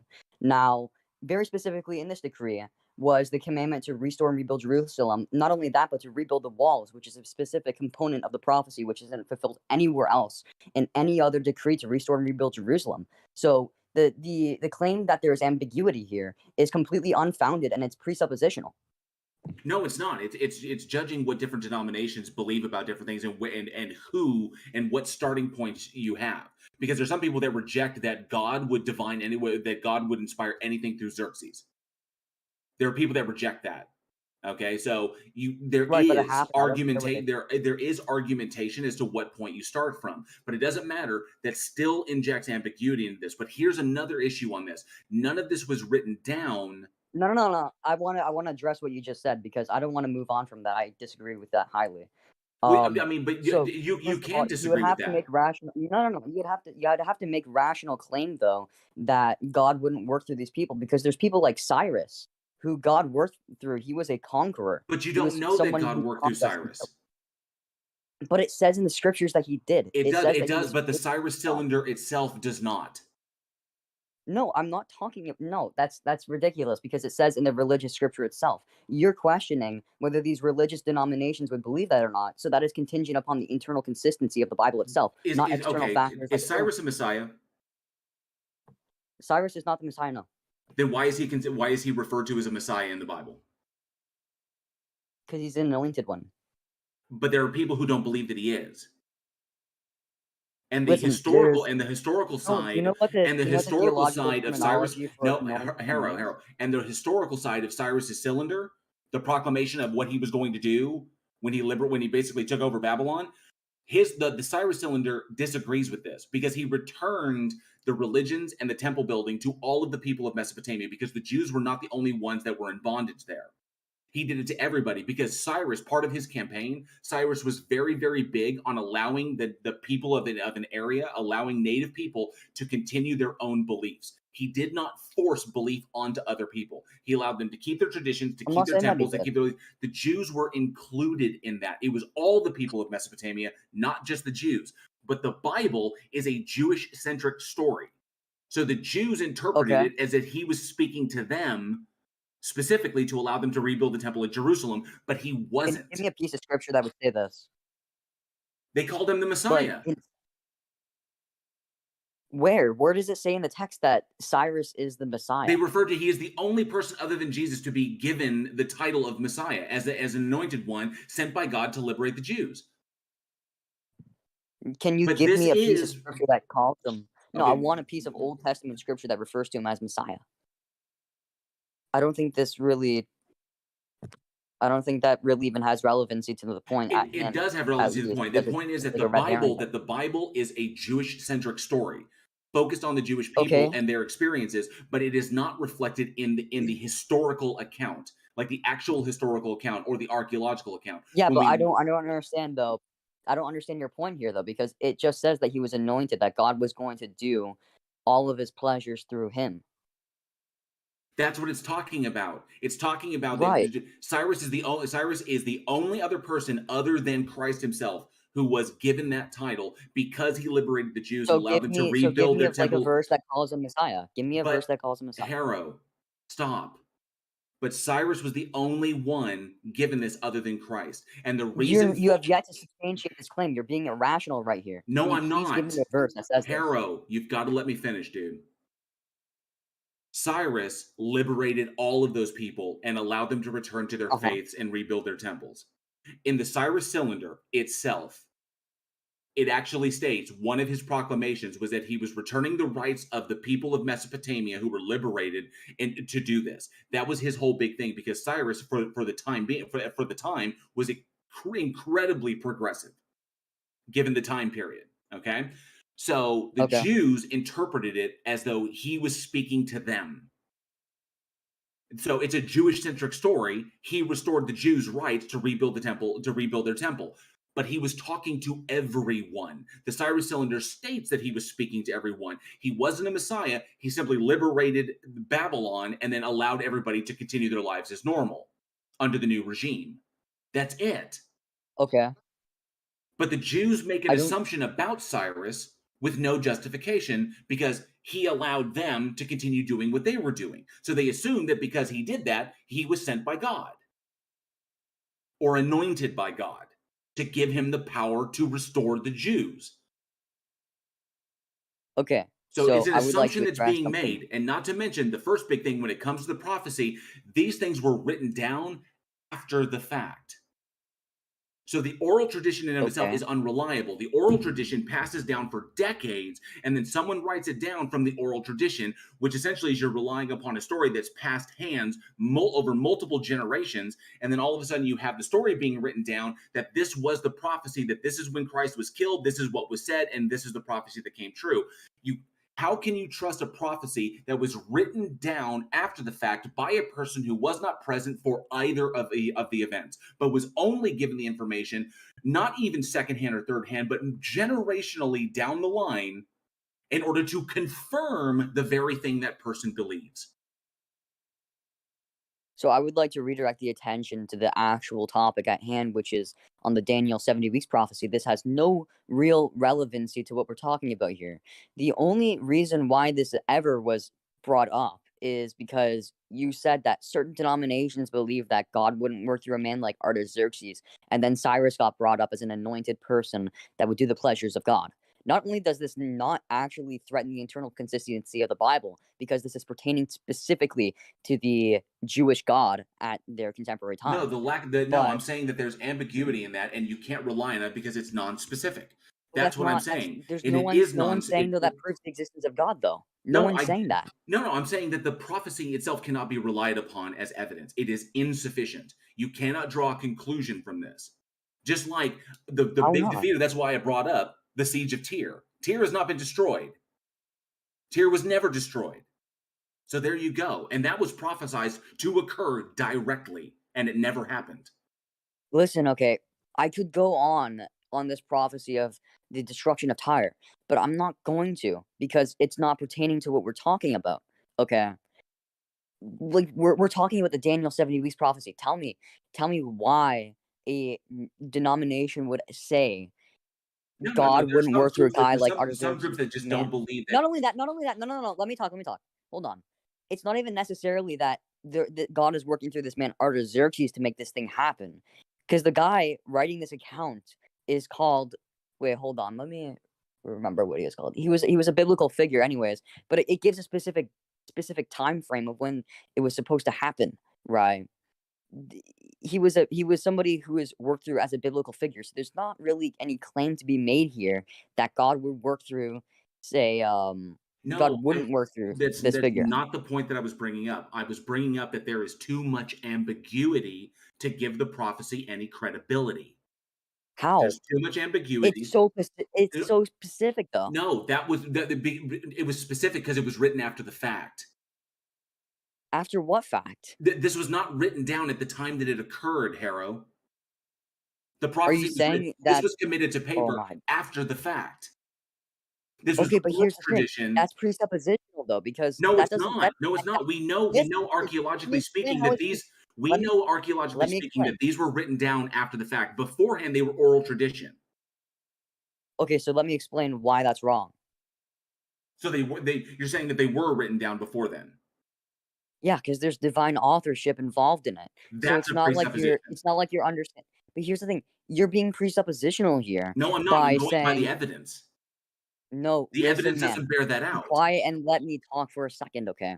What I'm trying to say here is the reason why you're being presuppositional is because you're assuming that a God doesn't exist and that there's no spiritual factors at hand to I'm play not. in here. No, I'm But not. here's the thing. No, Harrow. No, So absolutely not. No, let Harrow, me I'm not talk. gonna no, I'm Let not me gonna talk. Harrow, stop. I'm not gonna let that go. I am I not let you talk, presupposing and that I haven't really Harrow. interrupted you. No, you made a claim about me, and I'm not going to let it stand. Disproving the Bible does not disprove God. It would just mean, I mean, it's very possible that God could exist and we just screwed up the Bible. Disproving the Bible doesn't knock down God, just like proving evolution doesn't knock down God. These are mutually exclusive. These Okay, things but are that's not not mutually pertaining to anything exclusive. that I'm talking to. Okay. That's not pertaining to anything of the conversation. It is. The reason why you're being Harrow, presuppositional is because you stop. imply. No, let me talk. Harrow. Let me talk. Yes, you will. You're getting really Harrow. defensive here for some No, I'm reason, not man. Come defensive. on. You made a claim that I'm presupposing that God doesn't exist, and I'm not. That's not what I said. Oh my goodness. It is what you said. No, it's not. I said that you presuppose divine authorship doesn't exist and that these things wouldn't be preserved by God. You presuppose that. I'm not presupposing that. I'm saying that there's no evidence to conclude that it does. Oh my goodness, man. I'm trying to say that if you go through the worldview, that this prophecy is prophesied at point A is preserved till point B, and then at point C, like 500 years later, this thing is prophesied and it happens, right? It comes to fruition. You can only really disprove the reliability of that by going through the presuppositional position that there is no divine authorship and preservation of No. these I texts. examine the evidence and I come to the conclusion that it is insufficient to determine that divine authorship occurred. Go ahead. Go ahead.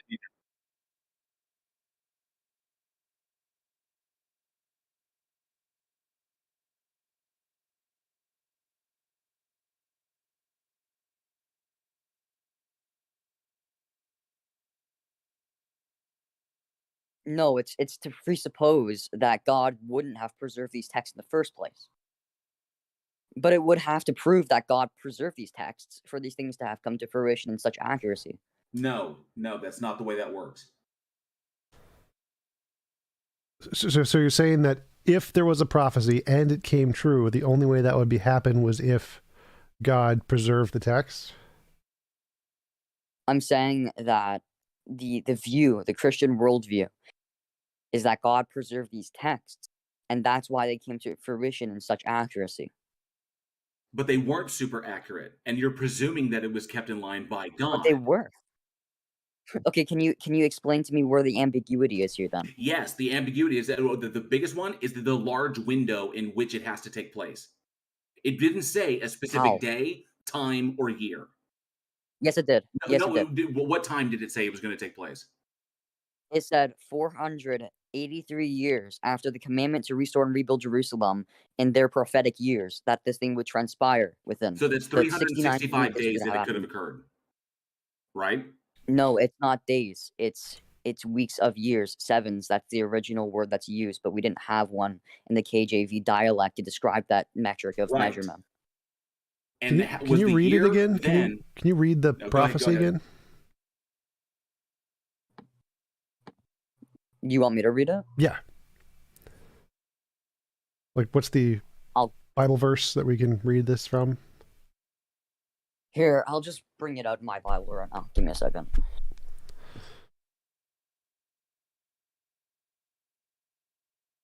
Did he mention before which Bible verse this is? Yeah, it's Daniel chapter 9, verse 24 through 27. So it's... Give me a moment.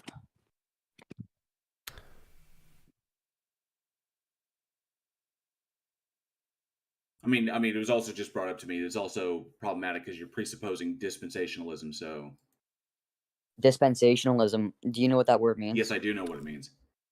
Okay, so it means that God is talking to a specific people at a certain time, and that the applicability, or the applicability, the applicability of that does not apply to us, since it is given at a certain time to a certain people. Now, tell me, how does dispensationalism pertain to the law, or which is of the law? It's a doctrine of the law. How does that pertain to what we're talking about? That it came from God.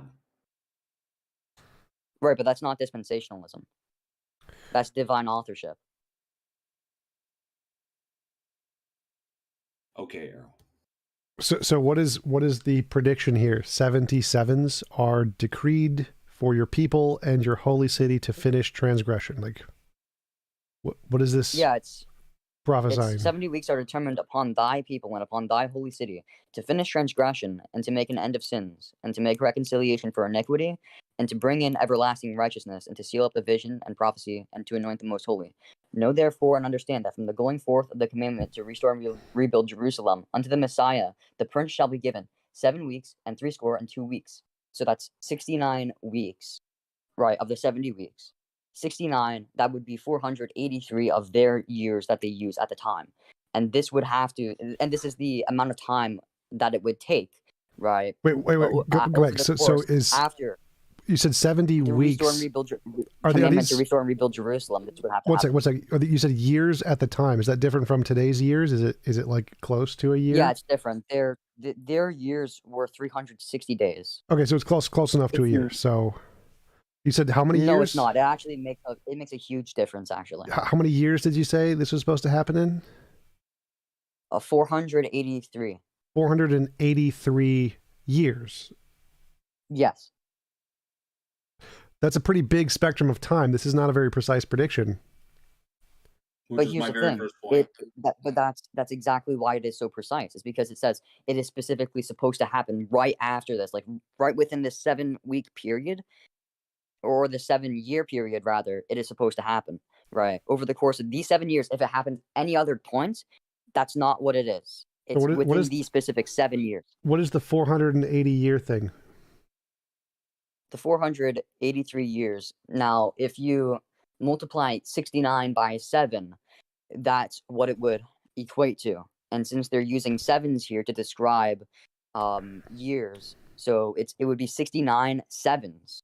So if you go over the mathematical process by which you would assert how long it would take, it would equate to 483 years, or at the minimum, if I'm not mistaken, it's 476 years. So it has to happen from 476 years to 483 years after this point of time. Otherwise, it's not prophetic. And what is supposed to happen in this specific time? And what is supposed to happen? What is supposed to happen? What is going to occur? The Messiah shall be cut off, which is to say that he will be killed by a government. And that he's going to make reconciliation for sins, meaning he's going to forgive sins. He's going to make an end for sin. And he's going to bring in everlasting righteousness, which is to, I guess that could be not real, because there wasn't any such thing. Okay, well that's so going down it. TJump is correct. There's too wide of a window in order to fit this in. 2, you can't discount the possibility. How wide is the window? Do you think? Arrow, stop. You can't discount. How wide is the window? You can't. No. You got to go over these points individually. How wide is you just said in between 400. It was 77627s. So essentially, it was less than 10 years, a 10-year window for this to take place. Yeah. Okay, so it's still a window of time. It's a narrow window of time, but it's still a window of time. Well, Okay? I'm not even seeing that because Right. it says 7 sevens and 62 sevens. That's a huge difference. And it doesn't say this is it's going to happen between these or before these or after these. It doesn't say any of that. So it doesn't it doesn't seem like It's like I said before. Yeah. There's too much It's not ambiguity ambiguous. there. There's too much ambiguity there, but that's not even that, is it? But then you No, look for, because I've actually studied in this prophecy a lot, and there is absolutely no room for ambiguity whatsoever, other than the 7-week period in which this is supposed to take place within. You notice that in the very last verse in the prophecy, it talks about how there being 1 week left, meaning that it couldn't happen anytime before the 69th week, and it couldn't happen anytime after, because where are you there getting is that? specifically 1 week that's supposed to be left. It says in the 27th verse, he shall confirm the covenant with many for 1 week, and in the midst of the week, he shall cause the sacrifice well, it and says the oblation 7, to right? cease. It says for 1 7. And in the middle of the Yeah, 7. one singular 7, which is left over from the 70 weeks after the 69th. I don't see that anywhere. That seems like something you're adding in. that's a jump. That's a jump you're making. No, it's not. War will continue until the end, and desolation have been decreed. So the end will come like a flood. War will continue until the end. Well, it didn't. There wasn't a continuous war. It didn't come like a flood. It came over several hundred years. Desolation have been decreed. I don't know what that means. There wasn't really much desolation. He will confirm a covenant with many this is for prophecy that has one. yet to be fulfilled. What are you talking about? So there's no evidence of it because it hasn't happened yet. No, that's not true. It's saying that this final week has yet to happen. So it hasn't happened yet. So it's This is the thing. You're going off of your own interpretation, right? You're just looking over it lightly and not actually taking into consideration. Well, it seems like that's what you're doing. Any of the actual. No, we're looking at it, Harrow. We're looking at it as objectively as possible, without assuming anything beforehand. Well, it seems like Right. So wouldn't it make a little bit sense though to look over the interpretations of your enemies, right? In this circumstance, to determine whether it is correct or not, whether it's reasonable or not. Yeah, but when you're doing that, when you're looking over what it is, number one, they're not our enemies. Well, okay? I think. Two, Can I jump in one sorry, second? hang on, TJump. When looking Well, over you're their my stuff, enemy. when looking over their stuff and what they believe, you don't assume what they believe. You want to determine what they believe is true. Well, I think the Which problem here is that it doesn't matter. Like, it's ambiguous. It doesn't say anything. Like, a real Right. prediction is the world began 4.3 billion years ago. Like, that's a prediction. This is not a prediction. and also, the fact that we have to but find also an the point interpretation being- is the problem. I gotta And go, also the guys. I'll point talk to you being, guys later. Harrow, if I assume the position